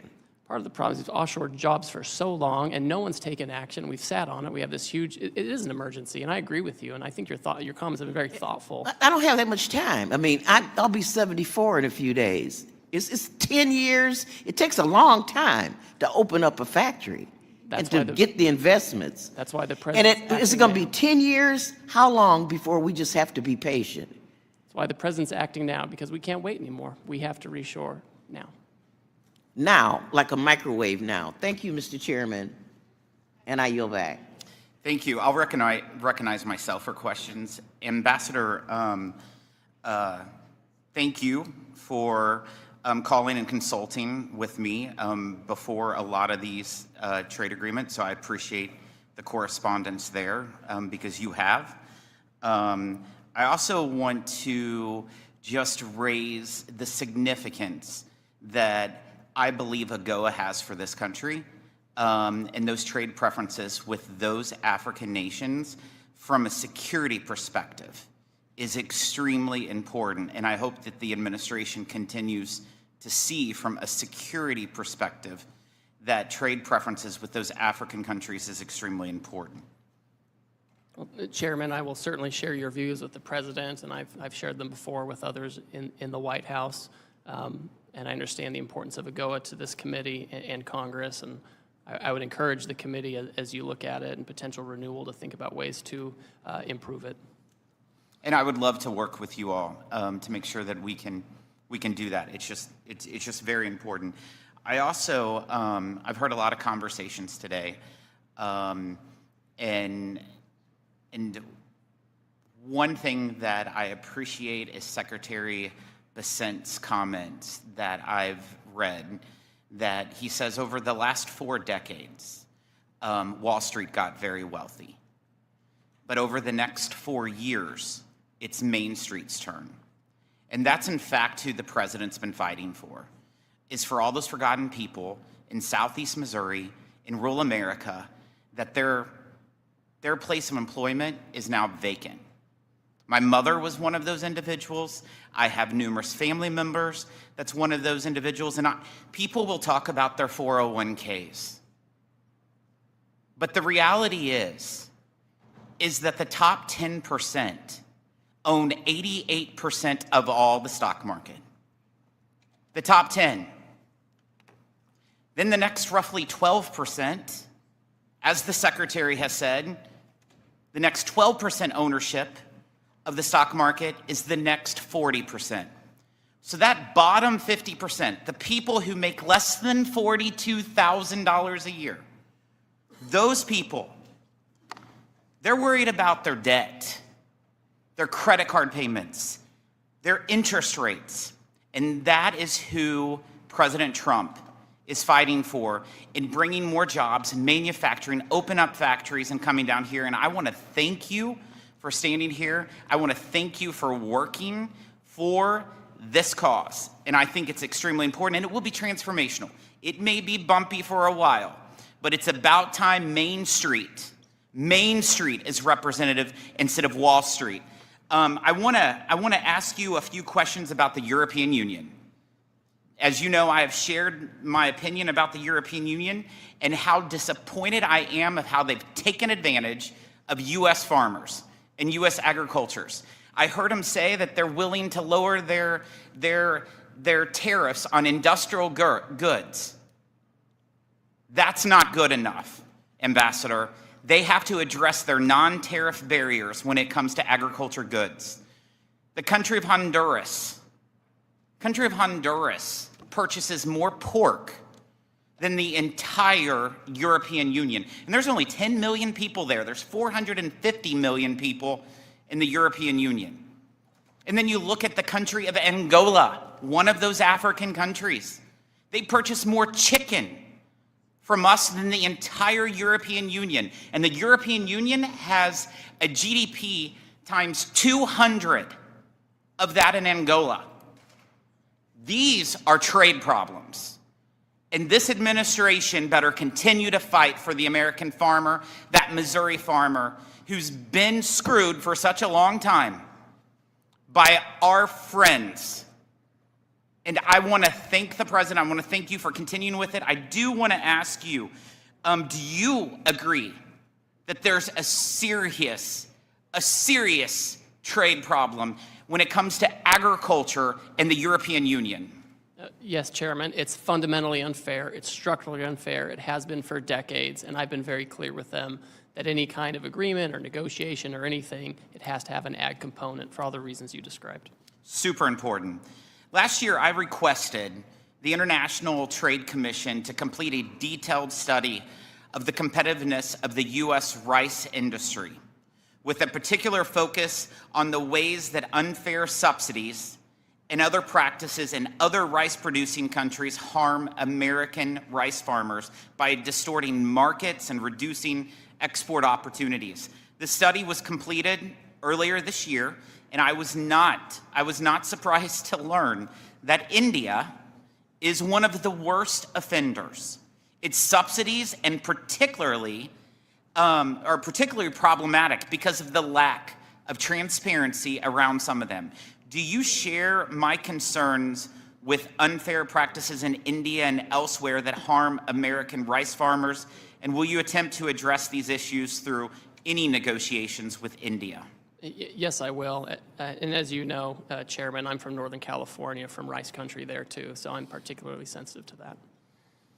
Appreciate it. Thank you for being here. Mr. Boyle. Thank you, Mr. Chair, and thank you, Ambassador, for being here today. 3 times in this century, 3 times in the last 25 years, we've had a recession. 2001, right after the September 11th attacks, 2008, when the housing bubble burst, and 2020 with COVID-19 pandemic. All 3 of those were caused by some external event. Now, most economists and most Wall Street firms agree that it is more likely than not we're either in a recession now or headed to one. This will be the first recession in at least 25 years directly caused by the president's policies. The last week has been an unmitigated disaster. Markets are roiled, retirement savings taking a hit, 401ks becoming 201ks. People are genuinely scared, especially those, including a couple I talked to yesterday, who are just hitting retirement age. So I would really like to know why exactly the president is doing this. China, I completely understand. I think actually there's been bipartisan agreement around here for quite some time that we needed to get tougher with respect to China. But why going after Canada? Why going after our closest allies in Europe? This does not make any sense. And frankly, it doesn't exactly inspire confidence when the so-called formula that was advertised last week came from absolutely no textbook that any of us are aware of. I mean, yes, it had 2 fancy-looking Greek letters. That does not make it well-thought-out policy. So I am curious what exactly the strategy is of going after Canada and our closest allies and actually uniting the whole world right now, not against China, but against the United States. Well, Congressman, I know that Wall Street and you and your colleagues want the status quo. That's what I'm hearing. Excuse me, reclaiming my time. That is not what I'm arguing. I want an end to the chaos. I represent a very working-class district in Philadelphia. I don't think there's one person in my district who counts as one of the top 1% of Americans. Hardworking families, whether white, black, Hispanic, Asian, from Northeast Philly to North Philly to the river wards, are all being directly impacted by what is happening over the last week. So I want to know, they want to know, why is it that 3 months ago, no one was predicting a recession? Everyone had growth projections. The Fed, most economists, whether liberal or conservative, and now the base case is a more than 60% chance of a recession. That is directly because of White House policies. So when will it be enough? Really, I can't take all this winning, and nor can the American people and the folks in my district I represent. These Wall Street analysts are the same ones that predicted decline in the first Trump administration, where real household median income went up by $7,000, coupled with tariffs. The president has to get the trade deficit down. We've lost 5 million manufacturing jobs. It has been a massacre in American manufacturing, and we have to have those jobs back, and it's urgent, and we can't keep passing the buck. President Biden did nothing on trade for 4 years. That's what I've heard from both sides, and we have to act. We have a huge trade deficit with the European Union, which we heard about from the chairman. We have a huge trade deficit with foe and friend alike, and we have to deal with it. And that's why our friends are coming to us and saying, why don't we talk about how to achieve reciprocal trade? They're not running away. They're not announcing retaliation. So since I have just under a minute left, can we look forward to hearing about these big, beautiful trade deals over the next week, like with Canada? What exactly is going on? These countries that are clamoring, talking to us apparently right now, according to your words, do you have any hope that you can offer us that we're going to see one of these trade deals inked very soon? Well, Congressman, I can't prejudge the timeline, but I'm spending all my time when I'm not here with you all doing consultations, talking with them. So I'm hopeful that we can move quickly on a handful of countries. And finally, just in the final 17 seconds, when will this end? What does success look like? Because a lot of people right now, whether Democrat, Republican, or Independent, are really trying to figure out what exactly the end game looks like here. Because right now, we all see the chaos and not what the actual end result would look like. The deficit needs to go in the right direction. Manufacturing as a share of GDP needs to go in the right direction. The non-tariff barriers and tariffs we face in other countries, they have to go down in the right direction. Those are the things that we're looking at. Those are the basis of the national emergency. That's what we're looking at. Time's expired, so thank you. I yield back. Mr. Stubbe. Thank you, Mr. Chairman. And thank you, Ambassador Greer, for appearing today. Under President Trump's leadership, we've seen a bold reassertion of American economic strength and leverage on the global stage. I'd like to walk through some of these wins and clarify the intent behind the administration's trade actions. Ambassador Greer, can you start by reminding this committee why President Trump felt it necessary to take such divisive action with tariffs and what problems he inherited from decades of failed globalist trade policy? Yes, certainly. As I've mentioned before, President Biden left us with the largest trade deficit for any country in human history, $1.2 trillion. It's extreme, it's unsustainable, especially when we have a $36 trillion debt and a $2 to $3 trillion budget deficit. None of these numbers are sustainable, and anyone who wants to pass this on to the next generation or to our kids or to the next session, they're doing a disservice. We have to deal with it now, and we need to deal with the reshoring and remanufacturing now before we're in another crisis, whether it's a conflict or a pandemic. That is not the time to try to get back pharmaceuticals and semiconductors and autos and all these kinds of things. We have to do it now. What distinguishes the Trump approach from the past 30 years of so-called free trade policies that gutted our manufacturing base? Well, Wall Street, we've heard a lot about Wall Street today and how important Wall Street is and all their analysts. And their entire goal has been just to make money for that top share of the elite, right? That's been their goal. And so they've been focused on offshoring so they can have more efficiencies, so they can have cheaper labor, no environmental regulations. They can go to these low-cost jurisdictions. And what does that mean? It means that we have workers who train their replacements in foreign countries. They lose their jobs, and then they're in their hometown without a factory, without a job, and they live lives of despair in many cases. And that's what's different with President Trump. He wants to reverse that, and he wants to change it. And isn't it true that over 60 countries have already come to the table to negotiate since the president announced the new reciprocal tariff structure? Well, I'm starting to lose count, but yes, that's the neighborhood of the folks who want to come in and work with us on reciprocal trade. And what does that say about the global leverage we've regained under this administration? Well, that's exactly right. We are the market destination for both consumption, investment, et cetera. And other countries want access to our market. They understand now that we have to have it on fair terms. And that's why they're here. They'd be running the other way. That's why almost all of them have said, we're not going to retaliate, we're going to work with the administration. And how important is it from a national security standpoint that we reduce our dependency on foreign steel, aluminum, and automotive components, and how have the tariffs moved us in that direction? That's a great point. With steel and aluminum, the president put tariffs on steel and aluminum in his first term. The Biden administration kept those in place. He's tightened up some of those tariffs now, and so we are able to maintain a steel industry. We're able to maintain an aluminum industry. These are things you have to have as inputs for weapon systems, for our infrastructure, and a country that doesn't have that kind of hard manufacturing power behind it isn't going to have the soft diplomatic power you need to navigate a challenging world. And do you believe that President Trump's tariff policy has reestablished American economic sovereignty, where we no longer have to beg foreign governments to treat us fairly? Yeah, I think there's no question about that. And we can see it from the first term when we imposed tariffs on China in an effort to get them to change their unfair trading practices. When that happened, we saw our trade deficit with China decrease, which is really important. So it shows that we can become less dependent on foreign powers for the most critical goods and services.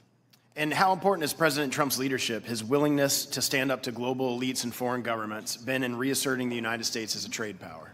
Well, it's been historic. It's been historic because in the past we've had leaders and politicians who were either in the pocket of Wall Street or they had some other special interest, and he's been willing to take a stand and do hard things and show others that he's not going to cave. This is really important because if other countries think about power in a different way. Some politicians want, foreign countries to say nice things about them. That's like their end purpose in foreign policy or trade policy. President Trump wants the right thing for Americans, and sometimes it means you have to stand up for yourself, draw a line in the sand, and say, we're not going to do this anymore. What would you say for the first time in decades, American workers have a president who fights for them, not for multinational corporations or foreign bureaucrats?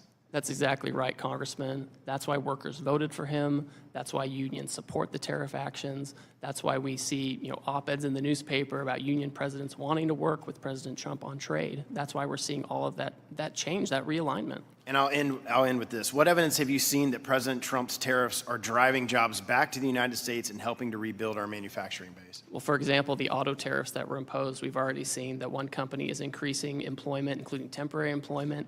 In Indiana, we've seen in Tennessee, there was a shift that was going to go down to another country. They kept that shift in America. Everyone knows if you want certainty, if you want access, you build in America and you use American labor. Thank you. My time's expired. I recognize the acting ranking member, Ms. Moore, to. Thank you, Mr. Chairman. And I'd like to ask for unanimous consent to enter a letter into the record to Wisconsin Republican members of Congress from Wisconsin Governor Tony Evers, his objection to the Trump tariffs. Without objection. Thank you. Thank you. Mr. Byer. Thank you, Mr. Chairman, very much. Ambassador Greer, you have a most awful job trying to convince us and the people we represent that the president's trade policies are wise and measured, when the truth is they are stupid and bad. The last time the U.S. started a trade war, Smoot-Hawley tariffs, June 1930, the world did retaliate, and we get the Great Depression that lasted 10 years. I want to quickly run through a few of the ways the logic behind the Trump tariffs make no sense. You got the math wrong, according to the people whose research you cited. Mr. Chairman, I ask unanimous consent to enter into the record a New York Times article by former Treasury official Brent Nyman titled, "The Trump White House cited my research to justify tariffs. It got it all wrong." The math error had the effect of quadrupling the tariffs Trump applied on some of our biggest trading partners. Trump accepted some goods, notably oil, but not others, including things we simply cannot produce in the United States. Why tariff bananas? Why tariff cocoa? Why tariff coffee? We don't have the capacity to produce these things at a scale that meets domestic demand. Trump logic equates any trade deficit with cheating. In fact, he called it rape. But even this stupid logic didn't help Australia or Brazil or Singapore, all countries with whom we have a trade surplus. How does Australia negotiate an end to a trade deficit that doesn't exist? Some countries have a deficit because we import things that we want, but they're too poor to afford our exports. Perfect example is Madagascar. We buy something like 60% of our vanilla from Madagascar, but they have one of the lowest GDP per capita rates in the world, and they just can't afford many of our products, but we just hit them with the 47% tariff. Trump is hinting that maybe if countries lower tariffs on us, he might drop tariffs on them a little bit or some or possibly, but Vietnam, knowing that Trump was coming, massively cut their tariffs to appease him ahead of his announcement last week, and instead, you slapped a 46% tariff on them anyway. So what are the Vietnamese supposed to do? Trump declared a phony national emergency and imposed tariffs on Canada to punish our closest ally for quote-unquote fentanyl smuggling, despite the fact that our own government says the amount of smuggling at the northern border is vanishingly small, less than 1%. How does Canada get out of a tariff imposed on them for doing something that we admit they're not doing? Trump is risking our economy to bring back factory jobs that pay far less than the 8 million jobs that are listed in the JOLTS report right now. 8 million jobs available in America that pay far more in fast-growing sectors like healthcare, clean energy, or data science. The Secretary of Commerce, Howard Lutnick, is on television raving about shifting millions of Americans to work on, and I quote, "screwing in little screws to make iPhones." You guys are blasting nearly every product from nearly every country with these tariffs. Senator Tillis yesterday called it, quote, "a trade war on all fronts." It hurts our alliances, it hurts our economy, it hurts our ability to make and keep free trade agreements, which is supposedly your job. Ambassador Greer, the world is watching you. They're watching this hearing across the country. Global markets are in chaos. The U.S. economy and our most important alliances are in serious danger. I had met a couple of nights ago with a dozen ambassadors from Eastern Asia, and the conclusion of the discussion was that we are creating a unipolar Asia, an Asia led by China with America excluded. America first is America alone. And meanwhile, you're now serving as acting head of both the Office of Special Counsel and the Office of Government Ethics. These are both busy jobs in the best of times, but extremely demanding during one of the most ethically challenged presidential administrations in history. It's absurd to think that you're actually doing these jobs, but I think it's fair to ask if the many hats you're supposedly wearing are causing dangerous mistakes that damage our country in ways that's going to be difficult to recover from. You know, President Trump also imposed tariffs on China. China responded with tariffs on agriculture. European Union today announced $21 billion worth of new retaliatory tariffs on us. China's announced 84% retaliatory tariffs on us. The legal pretext, you said, is that this is a national emergency. You refer to the state of emergency as, quote, "the largest and persistent trade deficit that's built up in recent years." The actual emergency is that markets are slumping, consumer confidence is crashing, and financial forecasts of recession are coming pretty quickly. And the Fed is projecting that these tariffs are driving prices up. We finally got inflation down. Now we're going to do exactly the opposite. Coming to the table, I don't know. Our trade balance has been in the negative for 50 years, and yet we have built the strongest economy in the history of mankind. This is a terrible way to fix the way of bringing back meaningful employment to our low-income Americans. This is not the way to do it. Mr. Chairman, I yield back. Mr. Arrington. Thank you, Mr. Chairman. I appreciate my friend's comments just to take off on treating low-income Americans. It's no way to treat our workers whose wages have been suppressed because of this unfair and unlevel playing field, who, by the way, because of the policies of the last 4 years, have paid a regressive 21% inflation tax. So our working families and our manufacturers and those who make the wheels turn in this economy have suffered a great deal. But other countries will flat put us out of the manufacturing business, out of the energy production business, out of the food making business if we let them.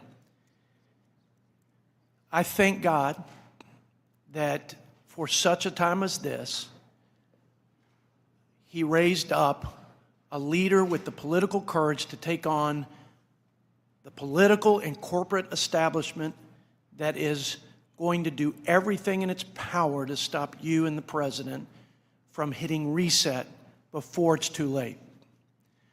Before we not only beg for our drug making and our chip making from other countries whom we are totally dependent on, but before we have to beg to feed our families and fuel our economy. I can't think of, other than the budget deficit, a greater threat to America's economic vitality, prosperity, and national security. I'm 100%, unwaveringly, unequivocally in support of President Trump's and your reciprocal trade policy. I can't imagine anyone along the spectrum from right to left politically who wouldn't want head-to-head competition for our guys. And we have allowed this unfair trade dynamic to persist for so long, there's no way out of this without some front-end pain. And I'm grateful that we have a leader who's not trying to diminish that or hide that fact, but is transparently calling this nation to persist through this front end so that we have exponential benefits and return to our economy, to our workers, to our farmers. There is no other path, and there is no other politician in this town that would ever risk what is necessary to risk and to exert the courage and will that is necessary to exert to confront this head on like President Trump and you. And we're with you. I'm with you, and I know many of my colleagues are. Couple questions. When we went through this before, in the first Trump administration, we were, I'd say, wildly successful with the reforms in China, with new free trade agreements, agreements in 5 nations that represented almost 50% of our entire export markets. So how important was the reciprocal trade posture in the first administration to getting lower barriers, greater access to those markets where we benefited by 26+% in export activity? Our wages went up, investment went up, job creation went up, poverty went down. How important is this posture to getting there? And is there any other way, Mr. Ambassador, to this greener and more glorious economic pasture once we establish the reciprocal trade dynamic? Congressman, thank you for your support and your words. You're exactly right. There are a few different approaches to trade negotiations. One is the typical one, which is where you ask others nicely to give you market access, and they do a dialogue with you for several years, and at the end you have no more market access. And then there's the Trump way, where he says, we will have reciprocal trade, and we can do it my way or we can do it your way, but we can work together because we should work together, and we should have fair trade among us. And that's what we're seeing now. We're seeing countries come and say, we understand the issue, we're happy to talk about this, and we know that there are alternative pathways here, and we can choose which way we want to go, and that's the way to do it. I'm grateful for both of you. Thank you, Mr. Chairman. Thank you, Ms. Tenney. Thank you, Mr. Chairman, and thank you, Ambassador Greer, for your hard work. And I'm from upstate New York. This is the home of the Industrial Revolution, the Erie Canal Corridor, the Finger Lakes, all my region. #1 dairy district in the Northeast, #5 dairy district in the country. Third largest producing apple county is in my district. Really important when it comes to trade, and we have always been grateful for the work of President Trump and the administration for trying to understand that we've been hollowed out by China and Asia and other countries, and we want to bring those jobs back. Really important part of not just the building of New York, but the building of the entire United States and our strength leading up through to World War I, World War II, and into today. I got a couple of questions I just want to talk to you a little bit about because there are a few nuanced issues here dealing with Canada, which is my entire northern border. #1, we have an emerging and really strong Finger Lakes wine region, and many of our wineries have reached out to us. We are at the cusp of putting out some really incredible wines, groundbreaking. We have wonderful water, soil conditions, and we're producing top-level wines. A little bit about some of these markets we'd like to have opened up for us so we can trade, and we appreciate the work that the President is doing. However, one of the issues we've experienced, and we hope that you can work on, is many of our Canadian visitors are not coming to our region. We're dependent on the Canadians to come for commerce. They're a great friend to the north. And we've seen a 23% drop just since February in visitors to our wineries. And we just want to know if we can help get your assistance and help in making sure that this sort of very important yet fragile relationship that my district has with Canada, an historically strong relationship, we can continue to work to make sure that we get that kind of trade and the kind of tourism that we've been getting from our Canadian friends to the north. Certainly, and I would note that goods between Canada and the United States that follow the rules of the U.S.-Mexico-Canada agreement, they continue to trade on a duty-free basis, which makes sense, right? Yeah. And I would say, I know you're going to jump into this because this is my next beef with that. But when it comes to Canada, we are grateful and hope that you'll continue to pursue some of the dumping that's been going on against our dairy producers, because as I cited in my start, we are a huge dairy producer and we're getting unfair treatment. We think in the last administration this was not resolved favorably to our dairy markets because Canada continues to bring milk proteins in that we think that are in violation of USMCA, and I know that's what you're going to get to. So. Yes, no, it's certainly on the flip side of the wineries. So, yeah, that's certainly at the top of my list. And I would point out that President Trump reported that he had a constructive call with Prime Minister Carney last week, 10 days ago or so, and I continue to work with my Canadian counterparts to make sure that that relationship is one where we can have fair trade. Yeah, we greatly appreciate it. And when it comes to apples, we just have to say we are so excited about the USTR's efforts in trying to reduce some of these market access barriers, particularly with Israel going to zero tariffs. Our apples hopefully will be sold all around the world. We're famous for them. We don't get the subsidies that some of the other states get in the state of New York. And we're hoping that we can do that, including getting our apples to India and around the world to actually grow our New York economy. So we appreciate all that the USTR is doing that. I think that we can have a great relationship in the future with Canada, and we are really pleased that you're working with the Prime Minister and working with everyone that we can to make sure that that northern border is protected, but also that we're getting the trade that we're so accustomed to with our great friends from the north in Canada. And those are primary issues for us. Also want to make sure that some of our supply chains, whether I know this isn't your sphere, but when it comes to aluminum, when it comes to copper, we have some of the best manufacturers and the oldest manufacturers in the entire nation in our region, and we're dependent on Canada for those things. So when we look into the tariffs and some of the negotiation, I know there's going to be some tinkering with the tariffs as we look into the next couple of months. We just know that you and the President will work with us on making sure that we continue to keep these legacy businesses that we have across our region that were part of our nation's real boom when the Industrial Revolution was founded.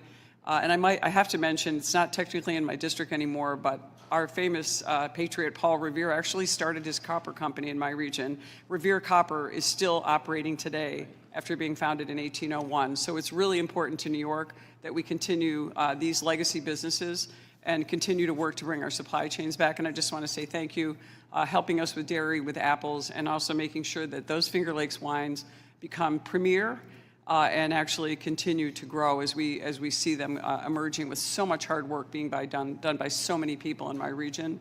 And we're grateful to you, and so continue to work. We appreciate the effort on behalf of our district and on behalf of the President. Thanks so much. Well, thank you, and I look forward to continuing working with you and your staff on these issues. Thank you.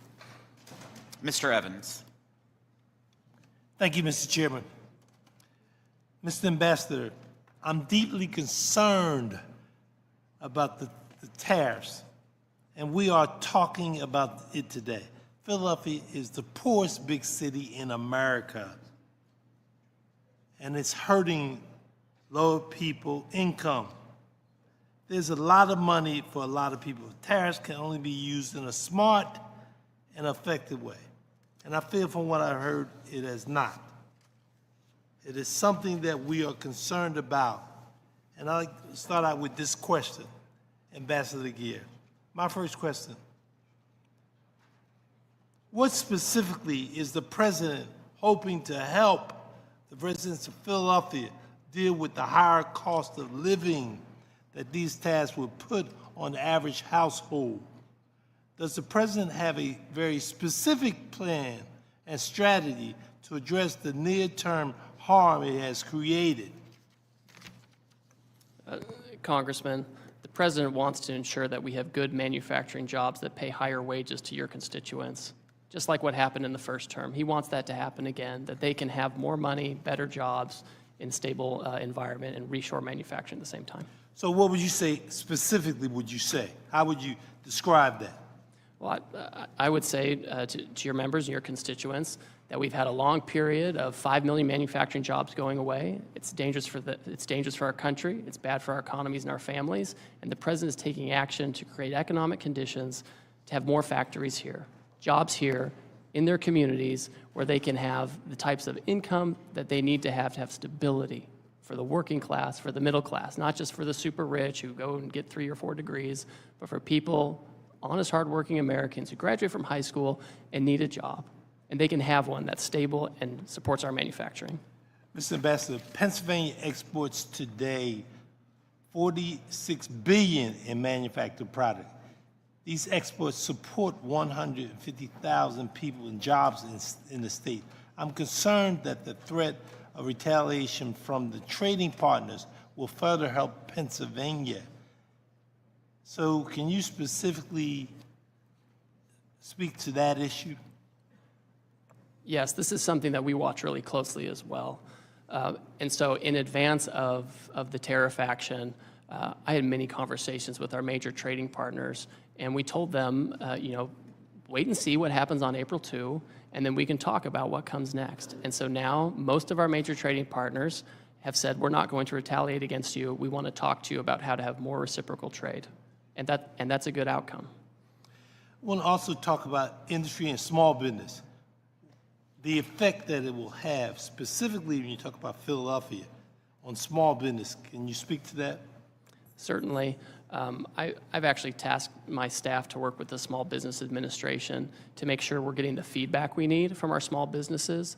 I have an advisory council on small business at USTR, and I've asked my staff to convene that council so we can hear directly from them because we want to make sure that we are hearing feedback in real time. I can give it to the President, and we can understand how the program is working.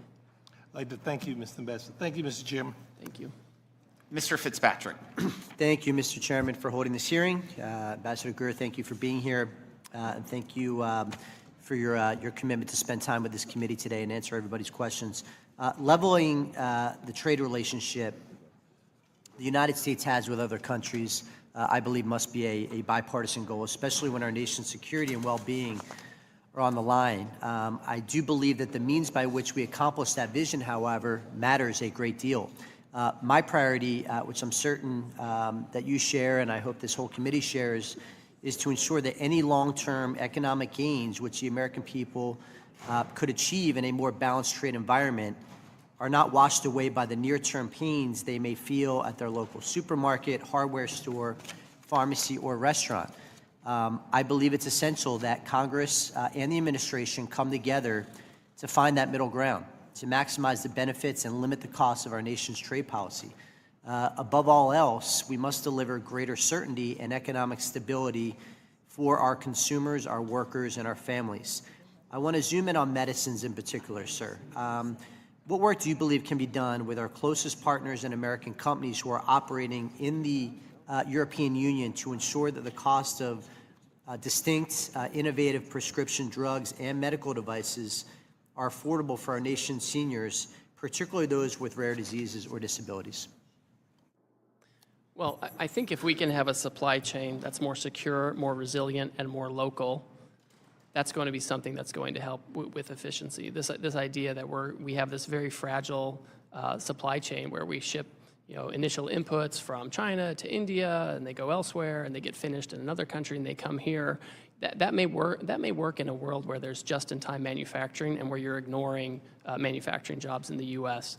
But in a world like we're seeing now, where there's conflict, there are pandemics, there are wars, that model doesn't work very well, and the costs become very high. And so if we are able to reshore large aspects of that or have it with close allies, that's going to be helpful.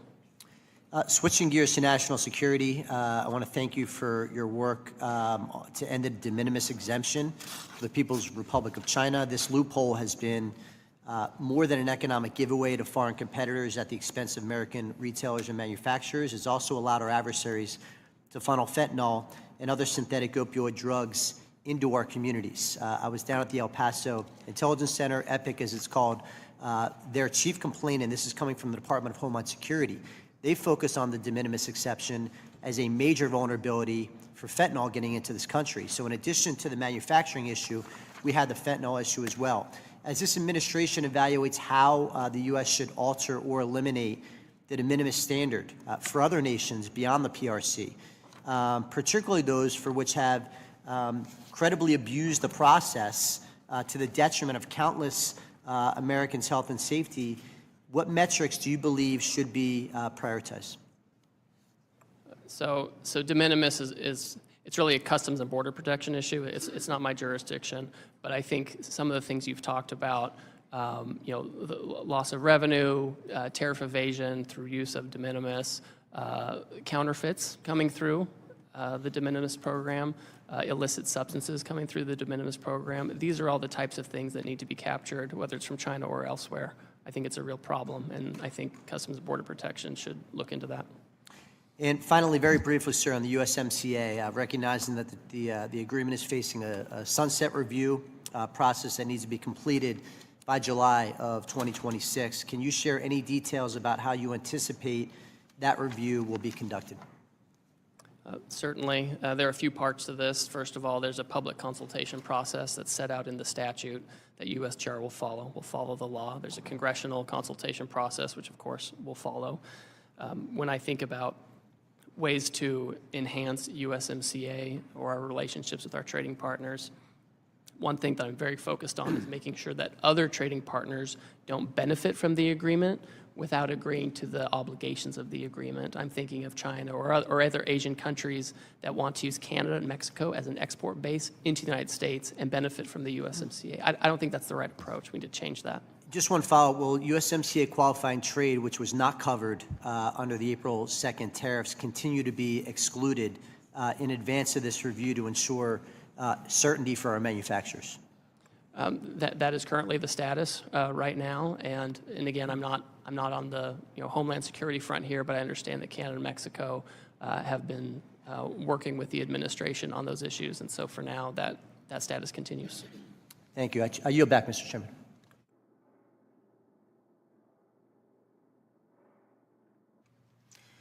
I now recognize Representative Fischbach from Minnesota. Thank you, Mr. Chair. And thank you, Ambassador, for being here and for all of the opportunity that we've had to have conversations or discussions about what's happening. And thank you for answering all of the tough or maybe not so tough questions today. So I appreciate it. And you may already know, but I represent a large rural, mostly agricultural district. And so we do it all. We've got corn, soybeans, hogs, turkeys, and dairy. And but we also grow sugar beets. So I was going to ask you I'm a strong supporter, obviously, of the sugar program. which has allowed our farmers, sugar refiners, and end users of that sugar to invest in strong and robust domestic sugar industry.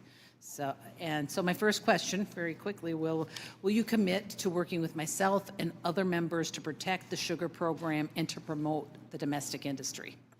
Definitely. Happy to do that. Thank you very much. I appreciate that. And many of the other farmers in my district rely on exporting their products around the globe. While China is a major customer of U.S. agriculture, farmers are constantly searching for new market access and expanding market access in other countries. We've seen reports of numerous nations coming to the table, and I think it's over 50 now, with President Trump to negotiate new trade agreements. What are the opportunities in these negotiations to increase access for American farmers? Certainly, as I think was mentioned earlier, Yep.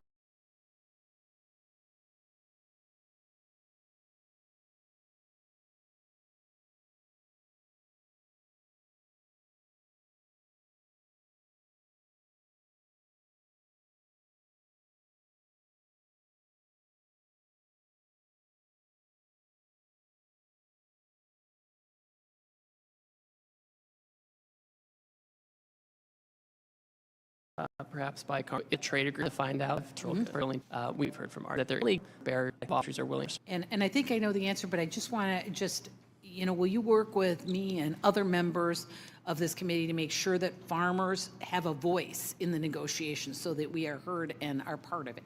Yes, certainly. We have a series of advisory committees that involve agricultural stakeholders. We manage those jointly with the U.S. Department of Agriculture. I've already talked to Secretary Rollins about this and the importance of meeting with these committees so we can have their feedback directly. And we are talking a lot about reducing America's reliance on Chinese imports to our country, and I think that's important, and I'm sure you do too.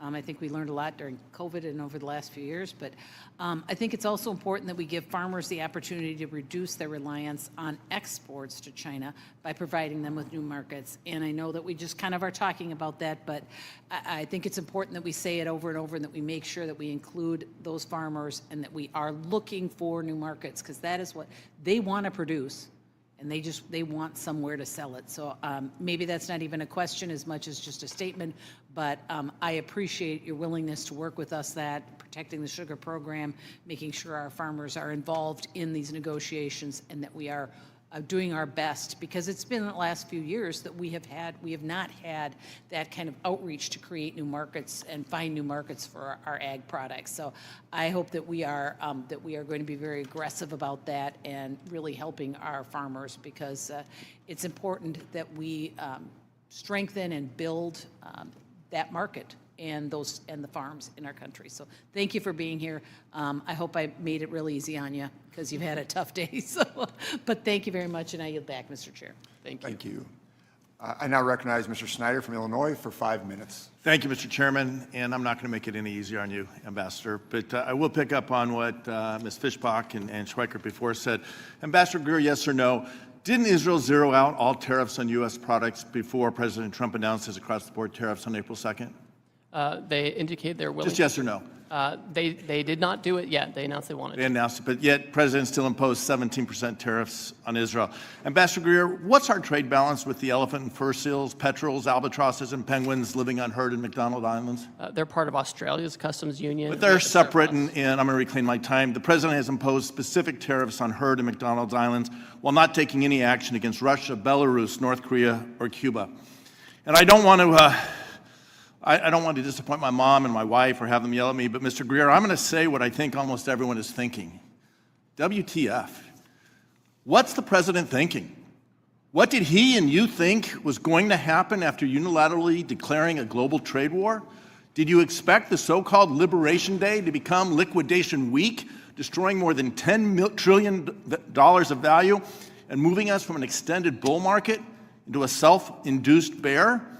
Did you intentionally plan to decimate Americans' retirement accounts and 529 accounts for their kids' education? Did you and the president anticipate raising prices for American families already struggling to make ends meet? Did you mean to make American businesses less, not more competitive in global markets? Was the intention with the largest tax increase in U.S. history to put the United States and maybe the entire global economy into a recession because of what Wall Street Journal editorial board, let me repeat this, it was the Wall Street Journal editorial board said is the dumbest trade war in history. Already, Diane Swank, the chief economist at KPMG, is saying that her baseline forecast is a recession starting this quarter. Jamie Dimon and JP Morgan have raised their probability of recession to 79%. The Wall Street Journal reports the betting markets have it at 70%, and Goldman Sachs recently again raised their likelihood the second time since this trade war started to 45%, and I expect that will rise again. Indeed, by the time you have finished this hearing, I wouldn't be surprised if we already were in a recession. Less than a week after President Trump's declaration of, again, the largest sales tax in U.S. history, global markets continue to roil as a result of tariff-based recession fears. The president's newly imposed tariffs have real-world impacts on every one of my constituents who will see higher prices at the grocery store, shortages of critical products, and less money in their retirement accounts and the accounts for their kids' education. American families deserve relief, but instead, thanks to President Trump and you, they're heading to the store to panic buy essentials before retailers raise their prices. I've heard from literally thousands of constituents about the pain that President Trump has said this country will suffer as a result of these tariffs. They have written to me sharing that they have lost as much as 20% of their 401k and 529 accounts in the last week alone due to market fluctuations that are responding in real time to the president's announcements of arbitrary and capricious tariffs.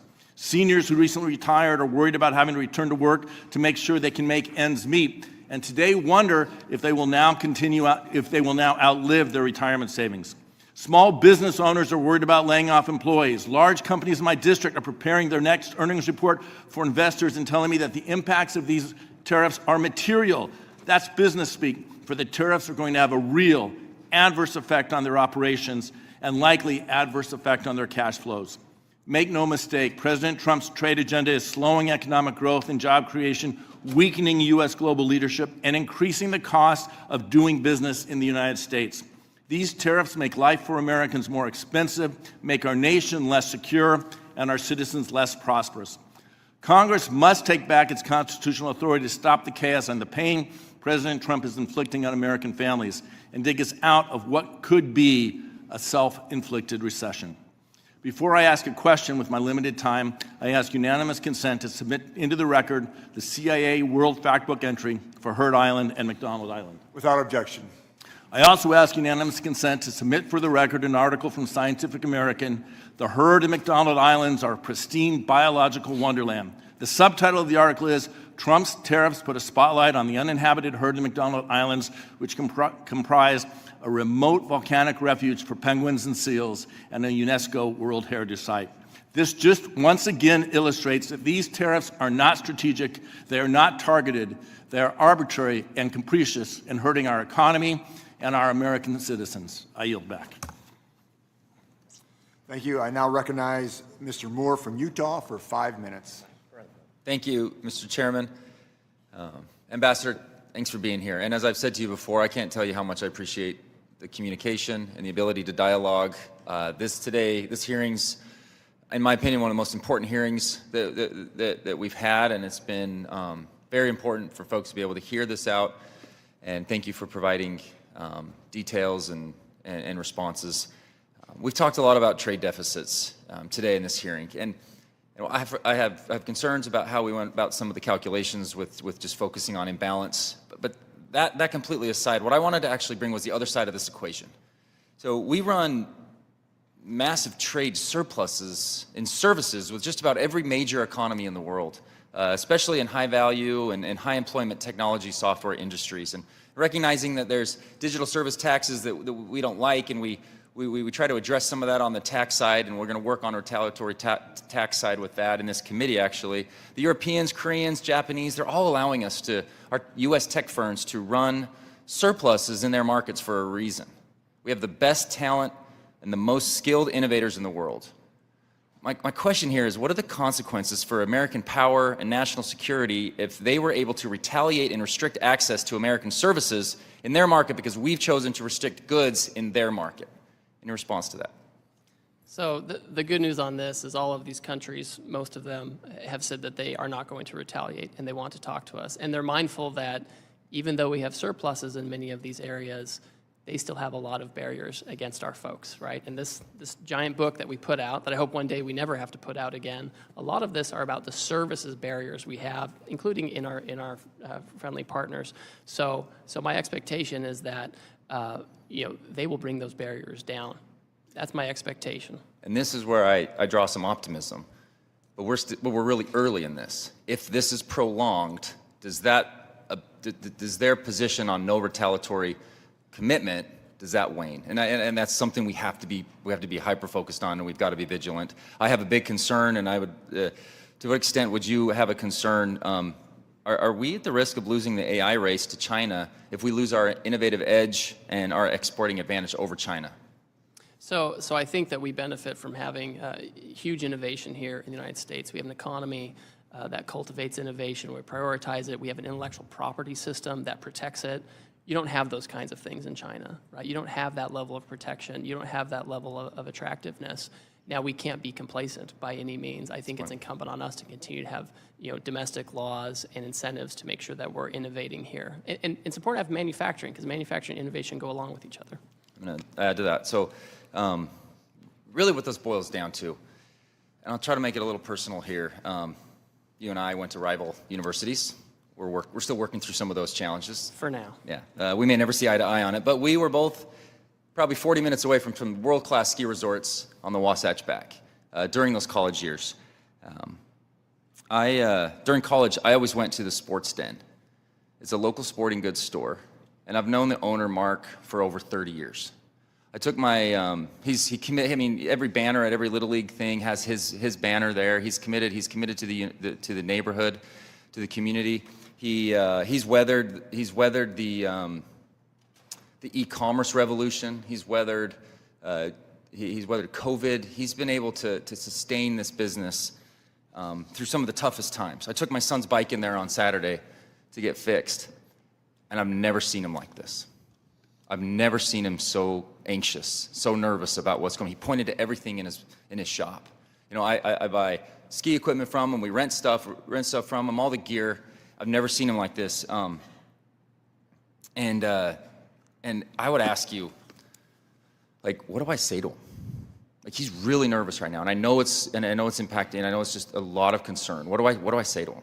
Well, I wish there was a silver bullet for this, Congressman, because I'm sensitive to this, and you all have constituents, whatever side of the aisle you're on, who are talking to you about this.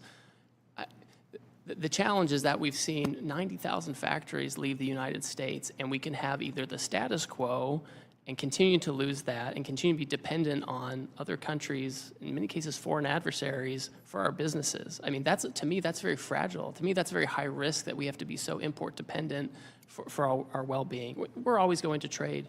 We have to have this reset. We need to move quickly. We have countries in right now trying to negotiate their way to more reciprocal trade. A country like China, they're always going to have their own agency and make their own decisions, and they've never been a reliable trading partner in a lot of ways. We've always kind of been at the mercy of that. So, it's hard to go into your constituent and say that, because they'll say, well, Ambassador Greer said this kind of macro thing. I understand that. Please keep in touch. I mean, as we hear these, the effects of this, it's good for me to know about it so I can tell the president and I can continue to communicate this. We've heard stories about this, and we are concerned. So that's what I said to him. I said to him, because of our communication, he's still just as nervous, and that's just why I wanted to share with you and your team how important and crucial your job is over the next little bit. Because if this is looming, you have an incredible opportunity to do some of the good we did in the first Trump administration to get us to there. We're not there. I'm scared that we're not going to get there. I don't see the strategy to get there, but I know we can, and I really have a lot of confidence in you and your team to be able to get us there, and I yield back.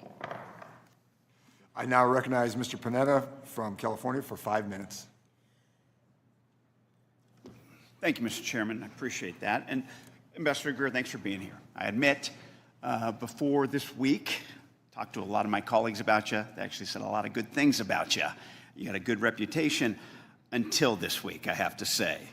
because I actually wanted to work with you on solutions when it comes to free trade agreements. I think we still can once we get past this, and I hope that's the case. But unfortunately, you're defending a policy here from President Trump that's absolutely incoherent and inchoate. It's a self-imposed tariff regime of 10 times the amount of tariffs that were in place before this president took office.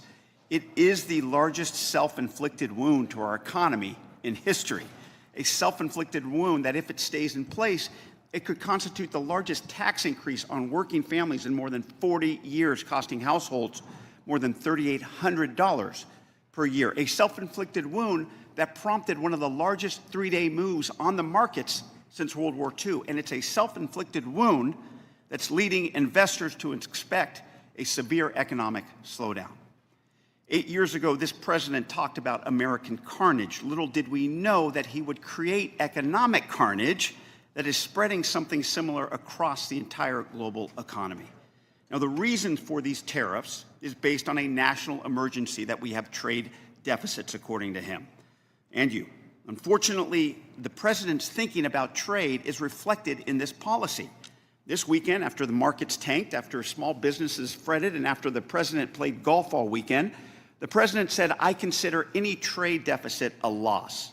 That type of scorecard thinking, combined with the president's 40-year fetish for tariffs, that has put this policy in place and put us in the global economy in this position. Now, I know the president is painting all trade deficits as bad, but they are a product of larger macroeconomic factors relating to a number of things, as you know well: savings, investments, cultural demographics, and so on. But the president is acting completely irrational when it comes to trade deficits. He believes that trade deficits are subsidies paid by Americans to other countries. His scorecard ignores our trade surpluses and services to the tune of $250 billion annually. He is oblivious to the relationship of trade deficits to foreign investment in America, in that when we send dollars abroad for goods and services, most of those dollars ultimately come back to America. And he refuses to grasp that tariffs are taxes paid by American importers and Americans, not foreigners. A perfect example of this unreasonableness is our reasonable trade deficit with Canada. The reason we have a trade deficit with Canada is because, starting with FDR, we entered into an agreement that would sell us oil at well below market prices. We entered into and maintained that deal because we maintained a trade deficit with Canada so that we can buy cheap oil, which is a huge benefit for America. And if we took that oil out of our trade relationship, guess what? We'd have a trade surplus. Yet Trump says we're getting ripped off, even though we are actually getting the benefit of that sweetheart deal. Now, absolutely, sometimes a trade deficit is a loss. Foreign trade barriers are a problem that includes tariffs and non-tariff barriers, but there are ways to remedy these things. Free trade agreements, as I talked about. Free trade agreements that don't require a tariff policy that cripples our economy. Yet, due to the president's fetish for tariffs and superficial thinking on trade deficits, the president has imposed a trade policy that makes the global baseline of 10% with countries that have trade surpluses like Singapore, Australia, Netherlands. Countries we have free trade agreements are getting tariffs at 10%. Countries that are free trade countries are getting tariff at 10%. It does make no sense. It makes no sense of exactly what the president wants to fix or how he's going about these tariffs. Now, it's really contradictory based on the lack of clear messaging out of your administration. If other countries eliminate their tariffs and we eliminate ours, that's just deal making, and we don't raise revenue, and businesses don't relocate to the U.S. If it's a permanent revenue source and you want to relocate to the U.S., then going to have these tariffs permanently, and there are not going to be any deals. So what is clear is that you can't have it both ways. Additionally, tariffs undermine our national security, as we're seeing in the Indo-Pacific region. Look, I know the president wants to bring back the Rust Belt. I get that. But a big part of that is political. It's nostalgia. And nostalgia, as they say, is the rust of memory.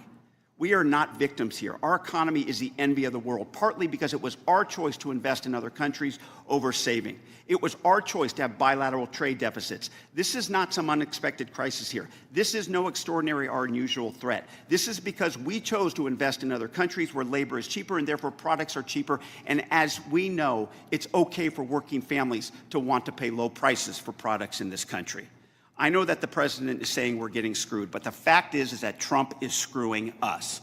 with these incoherent, inchoate tariffs that in the short term and in the long term, domestically and internationally, and for our economy and for our national security, they are making us weaker.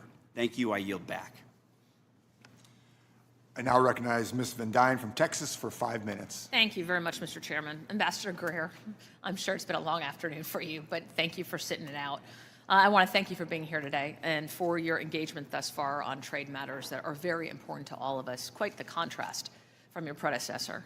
I know that we've heard that the trade deficit, according to the president, isn't fair, but it's fact, is it not? That we are experiencing $1.3 trillion deficit in trade, that Americans pay out over $360 billion last year in tariffs, and yet the U.S. collects less than $80 billion. I would say that that's fact. That's not just what the president thinks. It's fact. And let me be absolutely clear. President Trump's tariff policy is not a fetish. It's results-driven. For decades, we let our trading partners take advantage of us. China flooded our markets with subsidized steel. India slapped double-digit tariffs on U.S. goods. And the EU buried our industries in red tape. And meanwhile, Washington shrugged. But thanks to this administration's unapologetic use of tariffs, countries like Israel, India, Vietnam, Mexico, and the European Union are back at the table. And they're engaging because they know the United States is now finally serious. And when I hear Democrats criticize tariffs as some kind of economic sin, I have to ask, what's their alternative? Appeasement? President Trump's approach isn't theoretical. It is producing concrete results, as we have seen in the last few weeks. Results that the last administration only talked about. Tariffs are working, and not because we like them, but because we need them. They're leverage.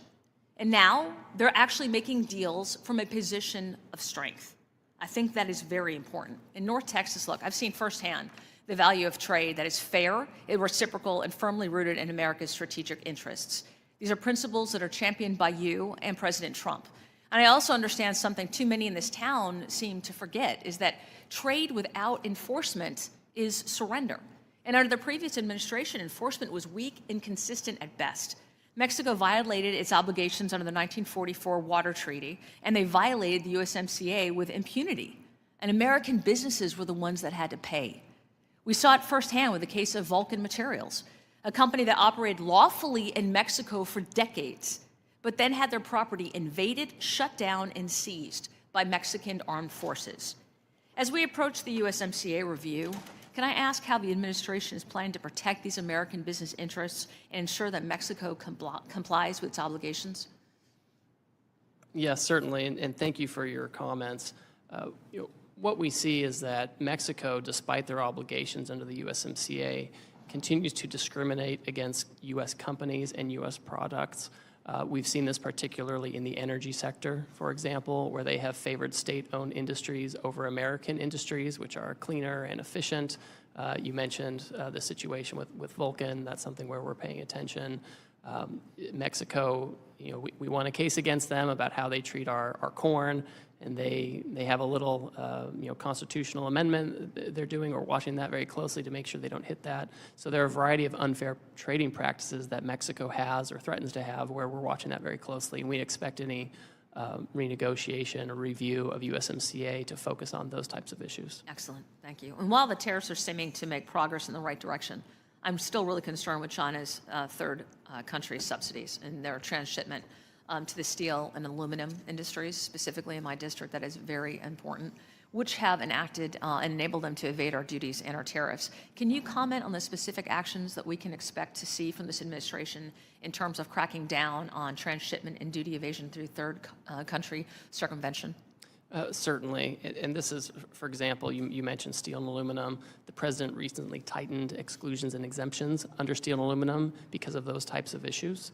I think that we need to pay attention to whether goods coming in from Mexico and Canada, for example, whether they contain a lot of Chinese content. Some of this is Customs and Border Protection needs to do more enforcement. I know that they're focused on this, but I think that we need to make sure where we have trade agreements that the benefits of the agreement are going first to Americans, and then, of course, to trading partners who follow the rules. And we have to have enforcement, and enforcement means tariffs. People say they want enforcement, but in the trade space, enforcement means tariffs. So we're going that direction too. I'm concerned that our current trade remedy laws will not suffice, which is why I'm leading the Level the Playing Field 2.0 Act with Ms. Sewell. Do you agree it's time for Congress to update trade remedy laws? Oh, I certainly agree with that, yes. Awesome. All right, Ambassador, we're at a pivotal moment. We finally have a trade policy that doesn't just talk about fairness, but it actually demands it. The Trump administration has sent a clear message.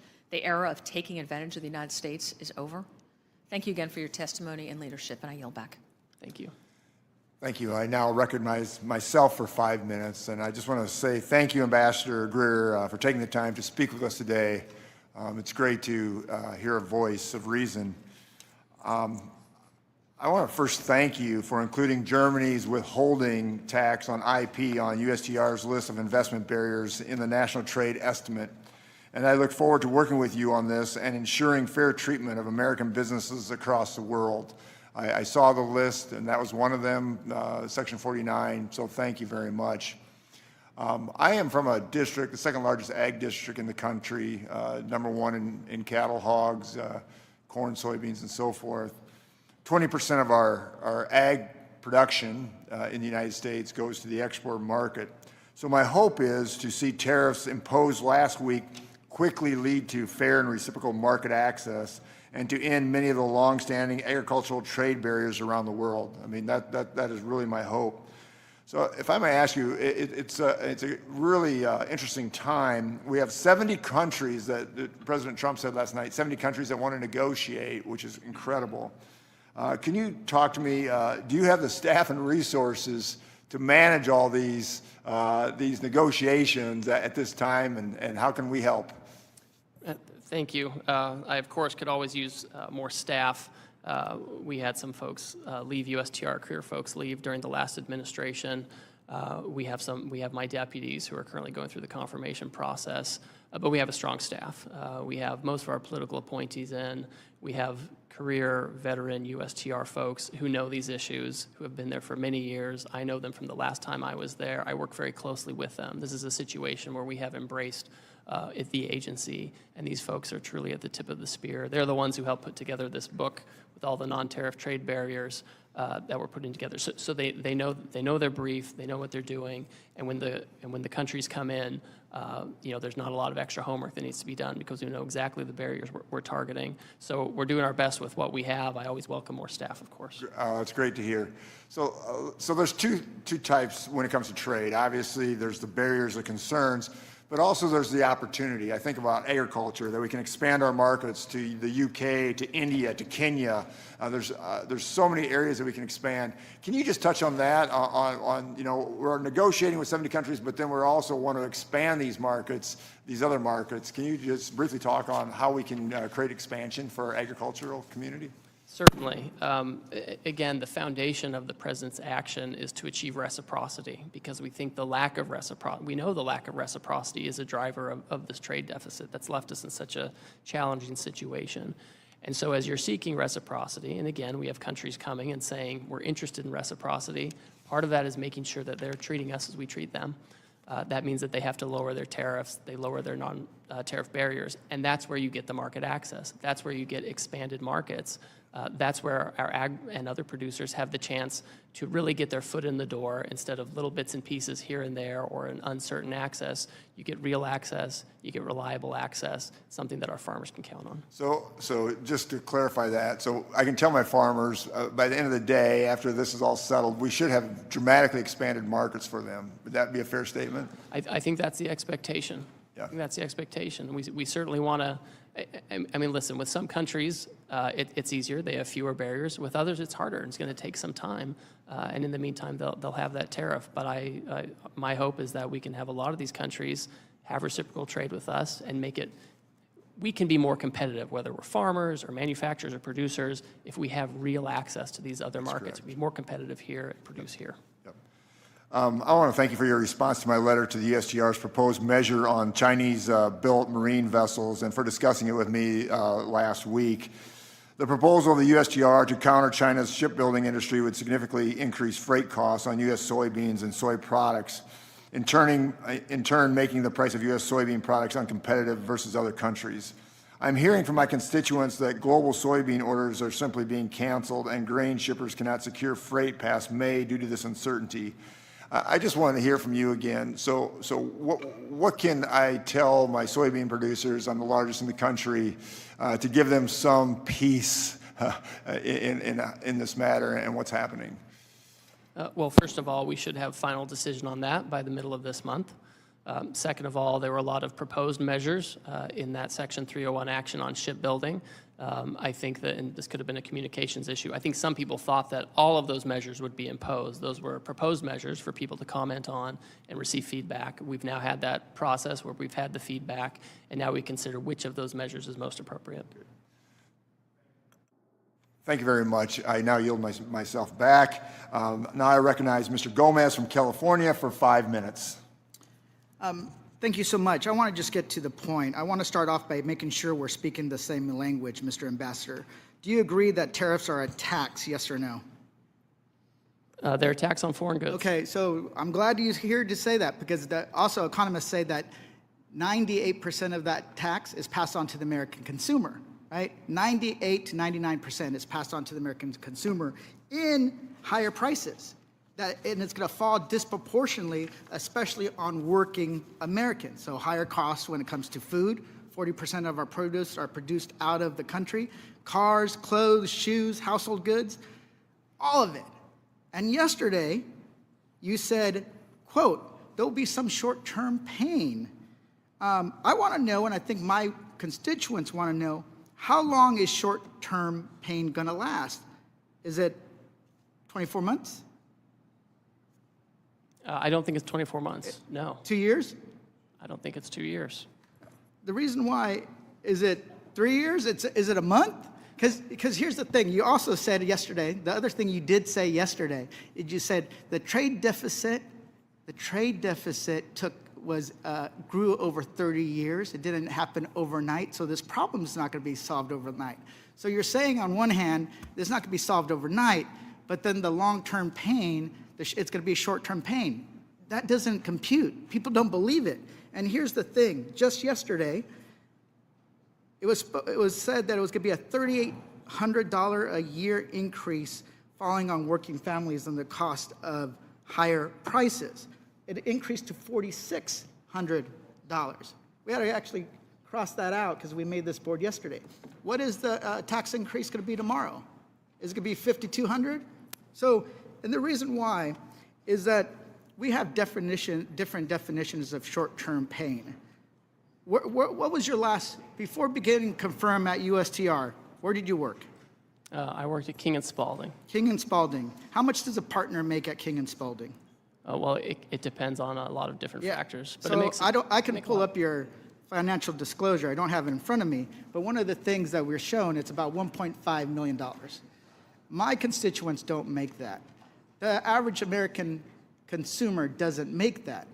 The way we do it is every single month, we look at our budgets and see how much we spent, and then actually have to decide what do we have to pull back on. I grew up in a mobile home working several jobs. So here's I know what it means. Here's the thing. You in also a mobile have, home. You also have a cabinet of billionaires.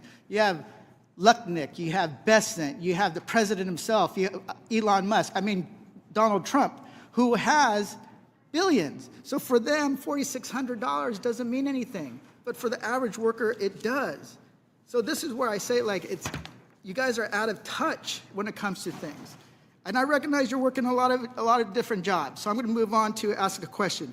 In your testimony, you said Ms. Sanchez said you are the acting head of special counsel. Aren't you also the acting head of the Office of Government Ethics? I was recently assigned to that position, yes, Correct. Mr. Gomez. So let me get this straight. You are the chief USTR representative, the active chief of ethics. You're also the chief whistleblower, and now you're leading negotiations of 70 countries. So where's your priority? Those other jobs, or is it the trade agenda? Well, my first job is USTR, Okay, and we have so staff at the other agencies So the to help reason why execute it doesn't seem right, here's why. Because I've learned over the years, if you want to make somebody feel special, you give them more titles. Because in the end, who did Donald Trump said was actually running the trade agenda? Well, the Commerce Secretary Lucknick, that's who he said. Here's another question. Are you using Signal to communicate with the executive branch? Yes or no? with the community. We do some logistics from time to time. Okay, well, make sure you're, as required by the Presidential Records Act and Federal Records Acts, that you're submitting those for posterity. We'll talk to our general counsel to see what's required by law. Also, do you still stand by the formula that was used to assign the tariffs? Oh, yeah, the White House economist, yeah, it's driven by the deficit. Okay, the reason why is that conservative economists have said that this formula was actually, there's miscalculations in the formula. That some people are even saying that it was ChatGPT was used to come up with the well, formula. that's not true at all. So it's completely false.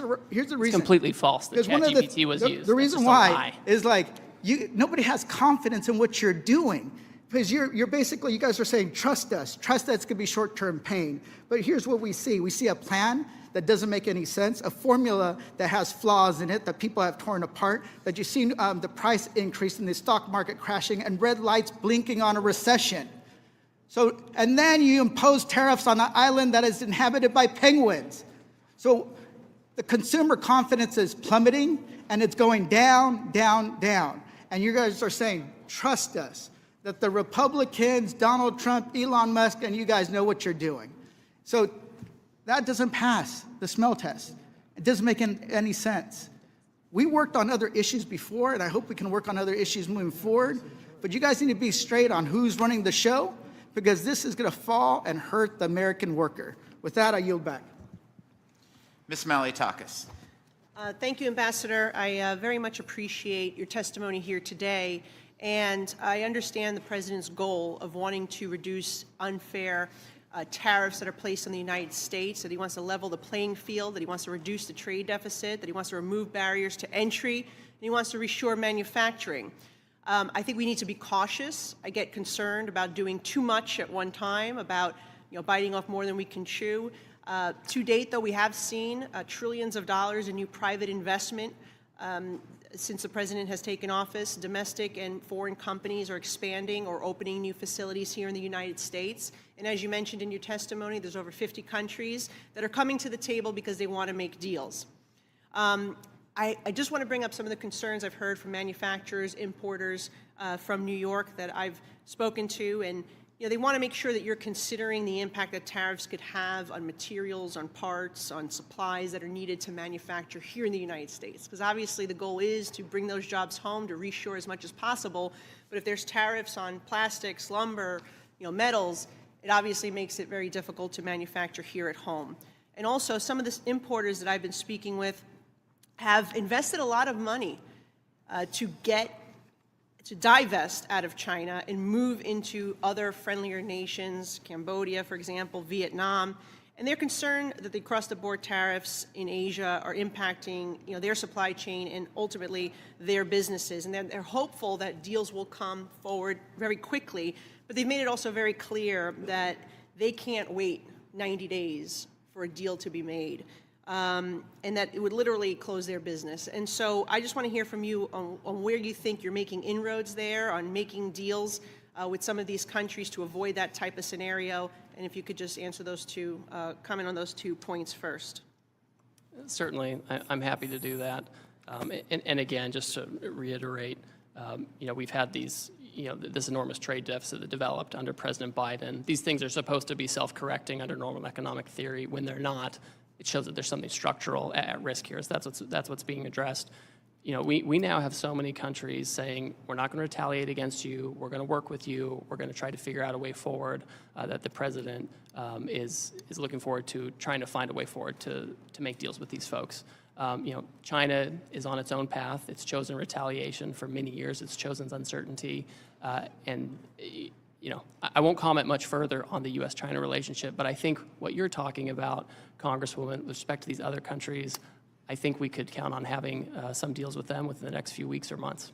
Yeah, I hope it's more the few weeks, because I think, again, too many months may hurt the ability for these companies to survive there. At least if you're able to do some business in Vietnam or Cambodia, you don't have to rely on communist China, which they're already starting to move out. But I feel like that's a real issue, because even if we want to bring the supply chain home, this brings me to my second point about pharmaceuticals. We've all said it here today. 4 years that Joe Biden was there, he did nothing to reduce our dependency on communist China for our medical supply. In fact, from 2020 to last year, we saw $213 billion worth of medicine imported from China. That's a 2.5-time increase than the decade before. And so we are relying more today, post-COVID, on communist China for our pharmaceuticals, and that is a very dangerous thing. But my question is, with your goal of trying to bring facilities back home, I mean, it does take about 7 years to get one of these manufacturing plants up and running. How do you close the gap? If the president's going to do tariffs on pharmaceuticals, which I would really caution against that, but if that is the goal, to try to get them to come back home, we know it takes about 7 years for those plants to get up and running. How are we going to close that gap so we're not hurting ourselves in the process, but we are doing what we need to do, which is bring that supply chain home? Well, I think there's a role for Congress in bringing home the supply chains. The president can act with the authorities he's been given, and we found that a tariff in the first term, we found a tariff is a way to become less dependent on China, for example. We know it works. It's just math. The data's there. That's how it is. To the extent that Congress is interested in helping reshore and creating, tax structures that incentivize manufacturing, I think that's just really important. I think we have to have that. Well, and I'm glad you mentioned that, because I actually have legislation to do just that, to incentivize our sensitive supply chain, particularly pharmaceuticals, back here, and also to utilize Puerto Rico, which has had historically the infrastructure to do it. I agree with my friend Dr. Murphy, who pointed that out earlier, and I have 2 pieces of legislation that I hope the committee will take up, or perhaps we'll put a piece in the tax package. But I do look forward to working with you. I think it does take more than that. We also have to reduce some of the regulatory framework and some of the permitting process that takes too long. But we can get there, but we need to make sure we don't hurt ourselves in the interim. Appreciate your time. Thank you. Mr. Kerry. Mr. Ambassador, a pleasure to be with you today. Thank you for your testimony. I also want to compliment you. I think anybody that has had a successful career on the private sector, who's willing to come back into the public sector, says a lot about the character of the person. So I appreciate your service to the country, sir. I was pleased to see the administration's decision to exclude oil and natural gas from these new reciprocal tariffs on countries with unfair trade practices. As we all know, one of the administration's top priorities is increasing U.S. oil and gas production, which is a shared goal of mine. As many of you know, Ohio is one of the largest coal-producing states east of the Mississippi River. But in order to accomplish this, the energy industry will need access to key materials and inputs to bring these projects online and help keep the U.S. as the top supplier of energy resources. Many of these products, including specialized steel, are not currently produced in the United States. I mean, it's just a matter of fact. These products are designed to handle unique operating environments like higher pressures and temperatures needed for energy production. Many of these specialized products, there really is no domestic option. I mean, it's just, there isn't. So can you share how USTR is considering treatment for these types of key end-of-use materials like specialty steel in regard to the tariffs, especially considering that many of these products cannot be sourced in the U.S. and are essential to help deliver the administration's energy agenda?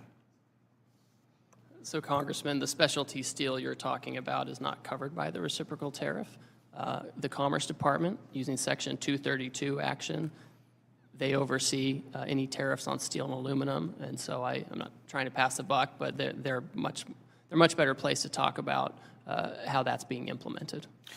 I just want to identify this as something that is very concerning to a lot of people. So we'll follow up with your team, and we'll follow up the right people. The other thing I do want to bless you. Bless you. Sorry. Bless you. I yield back the balance of my time. No.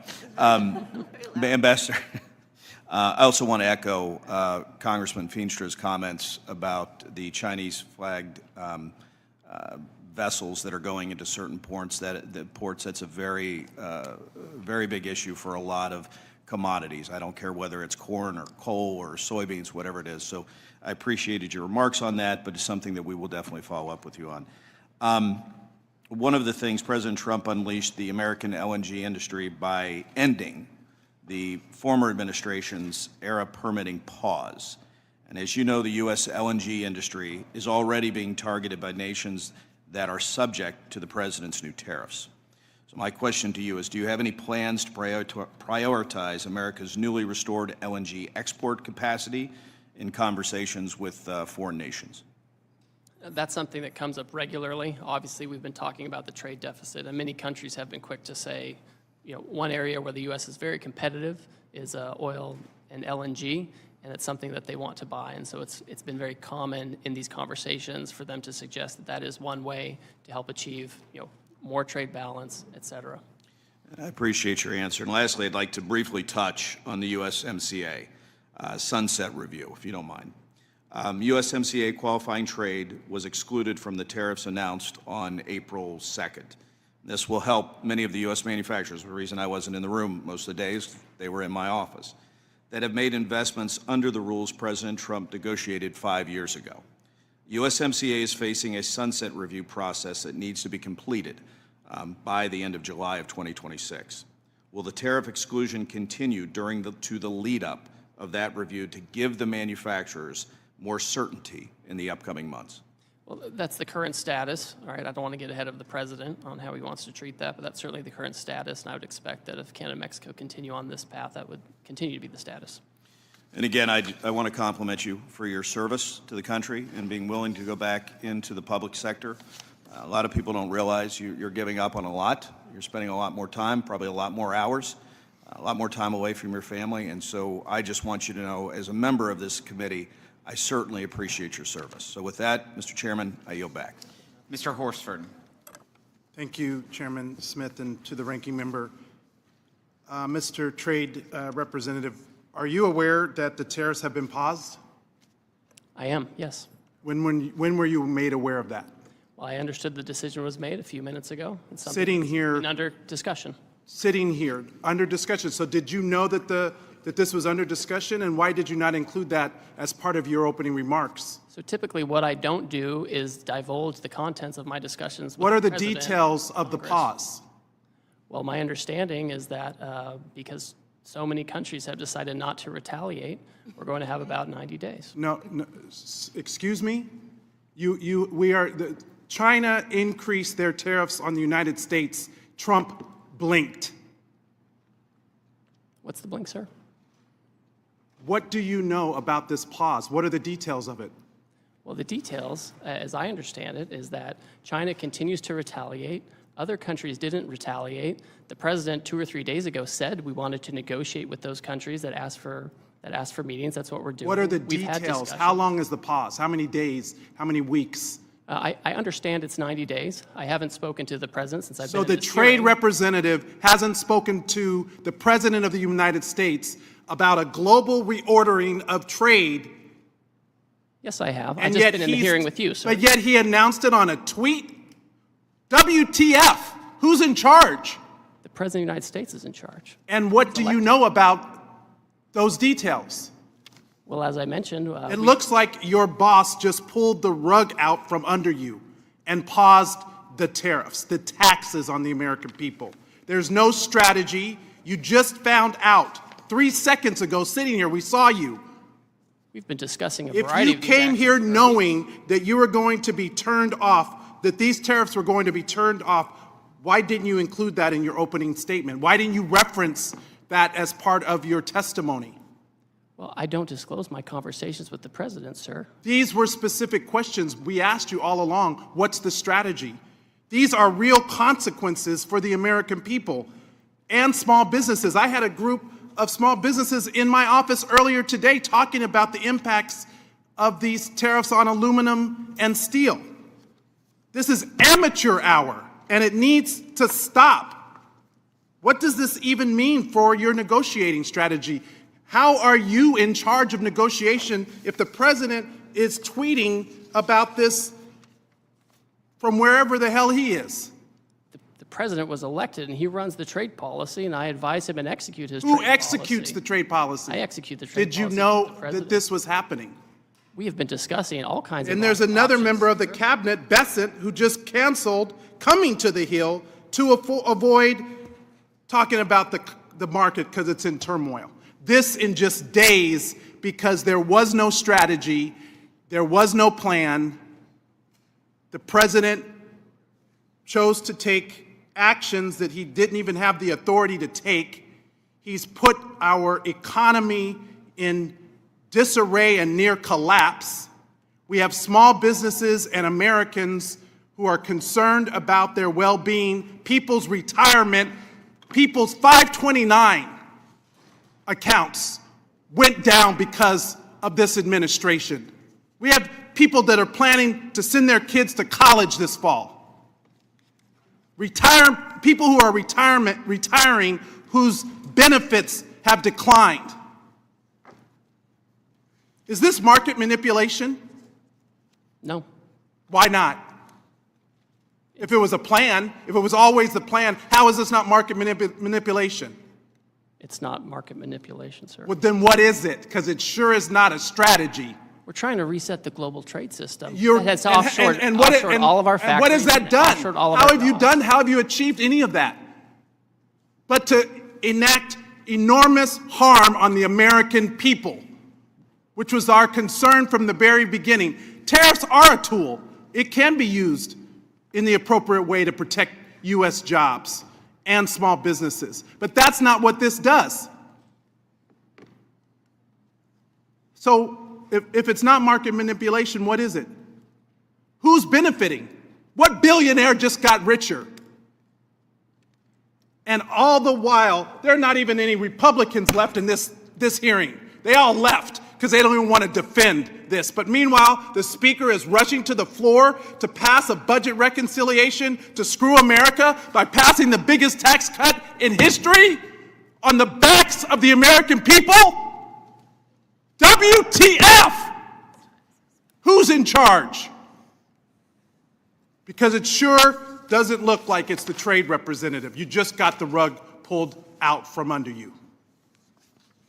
I wish I could feel some empathy, but the empathy I have is for the American people whose very well-being and livelihoods are being affected. This is not a game. This is real life. I yield back. Let the record reflect that there's more Republicans in this chamber than there are Democrats currently in this committee room. There's 6 of us, there's 5 of you. So let's make sure we get the facts right. I appreciate the president did not blink on China, as was said earlier, and it needs to be corrected in the record. In fact, he increased China by 125%. Would you yield, Mr. Chairman? I do not. Can we have a colloquy? No. We don't want to talk about the trade policy here in the Trade Committee. This is our jurisdiction. Your time has expired, and I'm more than happy to talk to you. I asked if you would yield. And I said no. Because you don't want to defend the policy or the strategy. Kick me out. What you gonna do? Kick me out. Mr. Yakum, you're recognized. Thank you, Mr. Chairman.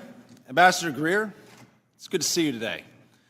As we discussed in the past, Indiana's 2nd District has the type of production economy that he would like to make for the entire country. We manufacture 85% of the nation's RVs, 60% of artificial knees and hips, as well as boats, trailers, buses, auto parts, Humvees, you name it. We also have a ton of ag in my district: corn, soybeans, eggs, dairy, ducks, beef, pork, lumber, potatoes, and tomatoes. I could go on. Lumber alone, I was actually just meeting with a cabinet manufacturer here a few minutes ago. I couldn't even remember if I had been to that cabinet manufacturer's site because we have so many of them in my district. I don't know how we do all that in one area, but somehow we do. All this to say, supply chains matter, both getting inputs in the door and outputs out to market. Small hang-ups can create expensive backups. A drip of price hikes can turn into a stream, and that stream can turn into a river for something with thousands of components. I hope we can get some good deals quickly. It probably won't come as a surprise to you, Mr. Ambassador, when I tell you that when an RV or boat is exported, it tends to not go very far. In fact, 90% of RV exports are to Canada. However, Canadian retaliation tariffs against RVs begin today, and boats are on the bubble. Are you consulting with industries and companies being targeted by these retaliatory tariffs? So Congressman, in many cases, yes. I understand that the retaliatory tariffs by Canada are related to the steel and aluminum tariffs. And so that would be the Commerce Department. But we certainly, we meet with all these folks, right? Whether it's covered by the Commerce Department or someone else, they want a meeting, we take it, we listen, and we provide the feedback that's necessary. You know, and obviously, we're talking to all of these countries to get to a position where we have better terms of trade with them, where we can ensure that we have domestic steel and aluminum manufacturing and the other critical sectors that are so important to our economy. All right, thank you, Mr. Ambassador. I also want to get your thoughts on a recent New York Times article titled, "The Tsunami is Coming." China's global exports are just getting started. It reports that Chinese state-controlled banks lent an extra $1.9 trillion to industrial borrowers over the last 4 years. But all those factories aren't just churning out gizmos and gadgets destined for their domestic consumption. China's promised shift to a consumption economy remains just that, a promise.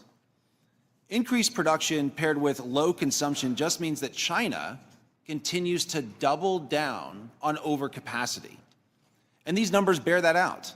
Exports rose 13% in 2023 and 17% in 2024. It seems like there's a global recognition that the threat posed by China's overcapacity is real. The EU, Brazil, Indonesia, Thailand, and others have also imposed tariffs on China to counter the flood of cheap exports. It's not just us. Reports suggest that Canada and Mexico are open to coordinating with the United States on China's overcapacity. Are you able to comment, Mr. Ambassador, on reports that Canada and Mexico are open to coordination on Chinese overcapacity? And if they were to coordinate with us, would that potentially create an off-ramp for Canada and Mexico on the U.S. tariffs? So in the first instance, I appreciate you highlighting that. And overcapacity in China, it infects the whole world, right? It can displace products in third countries that come to us indirectly. And that's often why we do a global tariff action, because the Chinese actions are not just bilateral. They cause a problem for the whole economy. And so we have to take global actions to make sure there aren't loopholes or Swiss cheese. With respect to Canada and Mexico, I won't get into the details of our negotiations with them. I'll defer to their public statements. But for my part, I would say we being American policymakers, we have encouraged for years our close trading partners to take stronger action against China of the types of actions that we are taking. Right. What about other countries and allies? Do you think there's room for them to coordinate with us on some of these tariffs as it relates to China? So I think there's room for that. Some of these economies are closer geopolitically and economically to China. It makes it a harder choice for them, Southeast Asia, that kind of thing. But in my own view, it's in these countries' own interest to, frankly, manage their trade with China so that they don't become victims of a second China shock. Great. Thank you, Mr. Ambassador, for being here today. I'd also like to thank you for your patience that you've certainly shown with us today. And with that, Mr. Chairman, I yield back. Thank you, Mr. Miller. Thank you, Mr. Chairman. Ambassador, it's good to see you in a different capacity. I remember see last you as time we well. were together in the last administration, I was seeing you for a visit, but it's good to see you and welcome. Thank you, Mr. Chairman, and thank you, Ambassador Greer, for your time and testimony today. From day one, this administration made it clear through his America First economic agenda that the United States will no longer tolerate unfair trade practices or accept the chronic trade deficits that have hurt American workers and industries for far too long. The farmers and manufacturers I represent depend on strong, enforceable trade agreements that ensure their crops and products can compete and thrive in global markets. They are not asking for special treatment, only a level playing field. As you noted in your testimony, under the Biden administration, we saw consecutive years of agricultural trade deficits, a deeply concerning trend that reflects a broader lack of urgency to fight for American farmers, empower our workers, and focus on advancing U.S. economic interests abroad. Additionally, the prior U.S. trade representatives' retreat from efforts to negotiate critical market access from the American leadership in digital trade has created a dangerous vacuum, one that China and other adversaries are incredibly eager to fill. Without a clear, assertive economic strategy, we risk losing ground not just in agriculture or manufacturing, but also in innovation, technology, and long-term economic security. Now is the time to advance a bold, pro-growth trade policy that restores American leadership, defends our producers, and sets the terms of tomorrow's economy. Ambassador Greer, as you know, there are certain goods critical to supporting the United States manufacturers and consumers that are either not readily available in sufficient capacity or cannot be produced at all domestically due to geographic and climate limitations. Coffee and cacao are clear examples where small-scale production exists in places like Puerto Rico and Hawaii. However, this production comes nowhere near meeting domestic demand within our country. Given their importance to both consumers and domestic food manufacturers, could you please speak to how the administration is working with industry stakeholders and international trading partners to maintain secure, reliable access to these essential imports? Certainly. First of all, I appreciate your comments and pointing out this, because the global economy is complex. Among some of the countries that I have coming in to speak, I'm meeting, for example, with Madagascar within the next day or two. And as has been mentioned here, vanilla is sourced from Madagascar, among other things. So we're certainly engaging in conversations with those countries, including those who have some of those things that cannot necessarily be grown here. So that's certainly part of it. We're sensitive to those needs. And again, I've mentioned this before with respect to U.S., Canada, and Mexico, where we have a lot of components and parts that may come across. That's currently not subject to a duty if they comply with the rules. Thank you very much, Ambassador. In your comments yesterday to my colleagues in the Senate, you mentioned that roughly 50 countries have reached out in recent days to negotiate with this administration's following last week's trade action. I'm particularly interested in the engagement with countries of the Indo-Pacific and Africa, where many American businesses compete with companies subsidized by the Chinese Communist Party. Among the countries that have reached out, how's the administration considering these unique challenges while ensuring critical market access for advancing U.S. economic and strategic interests? So for example, you mentioned Southeast Asia. Some of the things we've seen Cambodia and Vietnam, for example, come forward and say that they want to engage in reciprocal trade. They've made certain proposals on lowering tariff levels. I think that, it can be challenging because they do have Chinese businesses operating there too. So I think if you're going to get to a situation where you're having to deal with some of these folks, one, you want to make sure it's real market access they're giving you, not just tariff levels, but also the non-tariff barriers. And you also want to make sure you're not giving a benefit to Chinese companies operating in those countries, right? We don't want some deal with them only to have it become Chinese companies, pushing product to the United States through Vietnam or Cambodia. So that's something we're looking at in terms of rules of origin, et cetera. Well, thank you very much for your attention to detail on this matter. It's big in our district, and so that's why I bring it up, and thank you for your answer. And if I may, and it's a little bit of a tough one, but on what timeline do you expect these negotiations to move, and the outcome, what should we be watching for as the trade commitments from our partners across the globe? Certainly. Well, before the action even went into place, trading partners knew action was coming, right? They heard the president, as everyone had, and so they came in advance to talk about possibilities where they could have more reciprocal trade with us. This afternoon, I have additional meetings. I'm working with other members of the cabinet to make sure we can, work with these folks, understand where they're coming down, what their offers might be, and this is job one for the next few weeks and months. Well, Ambassador, I just want to thank you very much for your hard work, your dedication to this country, and the service that you're doing as ambassador. And just checking here, seeing as some of the tariffs that the president is doing have already adjusted a bit. The market's up 2,300. So I know it's in the beginning of the administration, but I feel very confident about your direction and leadership moving through with these negotiations. Thank you very much. Thank you, Chairman. I yield back. Thank you. Ms. Plaskett. Thank you very much, Mr. Chairman and Ranking Member. Ambassador, good afternoon. I had quite a number of questions about tariffs, but since that's on pause, I'm going to pause on those questions and deal with one that is more specific to my district and one that I'm concerned with, and that's regarding a proposed rule that you have that has been put out, and I know that there have been testimony about it. In the U.S. Virgin Islands and throughout the Caribbean, as well as some of the other territories, in Hawaii, we import virtually everything needed for daily life, from food products, poultry, groceries, vehicles, etc. 97% of the food that's consumed in my district comes from imported goods. I'm deeply concerned about the impact of trade actions, particularly because it seems very apparent that I don't know if the American territories have been thoroughly thought through and the impact this will have on us in some of these tariffs as well as some of the proposed rules. Proposed action taken under the Office of the U.S. Trade Representative Section 301 authority right now does not provide a balanced solution, particularly when it comes to American businesses and jobs in the shipbuilding capacity. We know that you've proposed a rule to provide, to impose fees on those ships which are not made, that are Chinese made, that are not American made.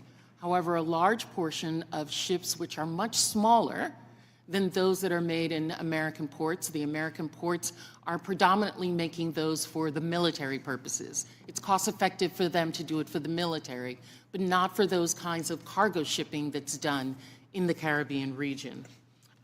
It doesn't provide a balance for us, and we are concerned not only in the Virgin Islands, but Puerto Rico, as well as the other Caribbean islands, that this imposition of $1 million per port that is being proposed will bear incredible impact on us.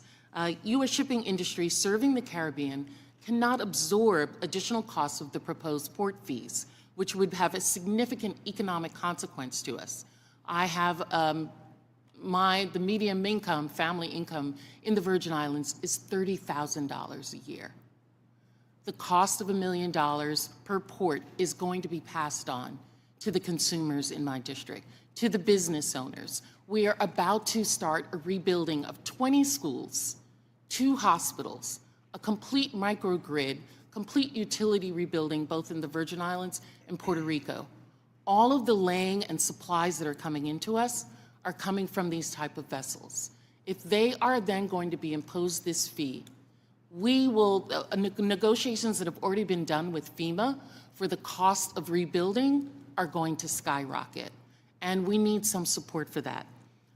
The thought is, sir, is many of these shipbuilders are in fact American-owned. They're American shipping vessels that are American-owned. They are just Chinese-made. Has there been discussion about having some exemption for American-owned, American vessels that are coming out of Florida, going into the Caribbean? I have a chart up here. $92 billion has come from the Caribbean are imported from the United States. The Caribbean region, which only has 80 million people, is the 4th greatest trade partner with the United States. Have you thought about exemptions for those individuals who are in there? Thank you for your thoughtful comments and feedback. We've also heard from other territories that have expressed similar concerns, and so we've had a process going on with hearings and collecting comments, and this is certainly something that we take on board. I think it's very important. We have 2 things we're trying to thread here, right? One is the Chinese make all the ships, mostly, besides Japanese and Koreans, and we don't make any ships, and so we need to change the incentives there. But then we have the issue you're talking about is, we're not going to make 25 ships on April 18th, the day after we put in any kind of measure. So I certainly think that there has to be accommodation made for circumstances, because we're not going to have all the ships on April 18th. So this is helpful to me. No decision has been finalized yet. I would also put this out. The other concern is one that has been mentioned by my colleagues as well, is national security. We cannot have Caribbean nations moving closer to China, who is already on the shores of these Caribbean nations, to try and do increased trade with them. If we are having a trade war with China, if we want to ensure that America is first, America needs to be first in its 3rd border, which is the Caribbean. That was said by President George W. Bush. That is the 3rd border. That is what we need to secure. And we're not going to do it if we are pushing American shipping companies outside of the Caribbean, and they have to go to China to do that. So I want to thank you for your consideration of this. Thank you.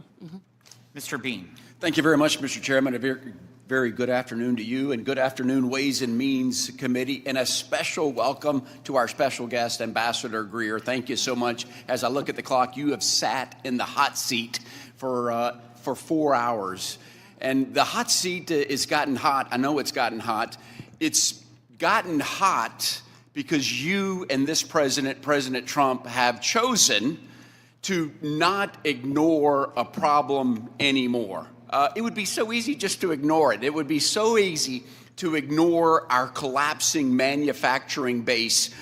It would be so easy to just ignore that we're subsidizing the rest of the globe right now. But it's not how you roll. It's not how this president rolls. We're determined to make things better. The problem is, as you know this already, since 1994, we've lost 5 million manufacturing jobs, 90,000, I'm looking at a camera somewhere. I want the American people to know what's at stake. 90,000 manufacturing plants have closed. You have said enough. You have said enough. This President Trump said, I'm going to fix it. I'm going to leave it better than I found it. And for our kids and grandkids, no more. Ambassador Greer, can you tell the American people what's going to happen if you just ignored it? If we just ignored it, how long? Is it unsustainable? If we just ignored the problem, what happens to our economy? No, thank you for your comments. I agree completely with you. The situation is, for the past 30 years or so, we have had a trade policy dictated by Wall Street, and that's what I have people screaming at me today, the Wall Street talking points, repeating everything. They're trying to tell me what Goldman Sachs thinks. They're telling me all these different kinds of things. We're not talking about the next quarterly earnings for the investors on Wall Street, right? When the Wall Street Journal says, oh, well, this is going to be bad for Wall Street, I'm kind of focused on Main Street. I'm focused on getting these jobs back. We're sensitive to volatility in the market. We're sensitive to this. The problem is there's not a silver bullet where we can magically, have everything, bright and shiny again immediately. But we have to take strong measures. I would love to have Congress also take strong measures to help with reshoring and to support during this transition where we adjust from an economy that's fueled by government spending and over-financialization to one where we're making real goods and services. Because if we don't do it, Congressman, if we don't do it, then we will be dependent completely on others, including our foreign adversaries, for the things we need the most. Amen. Cars, Like drugs and manufacturing, 50% of which comes from our adversary China, which is a shame.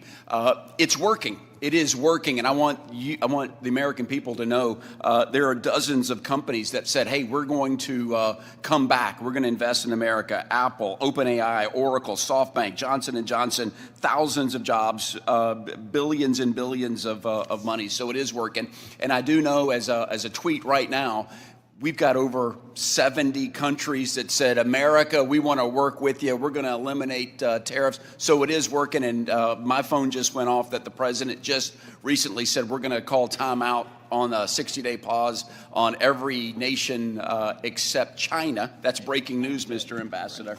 So, which is really good. I want us to be sensitive, though, and I've heard from manufacturings, too, in my area alone, growing wood, that said, amen, finally, we can't have Brazil and Canada dumping wood. The seafood industry, which is big in Florida also, China, shrimp comes from China enough. What about companies that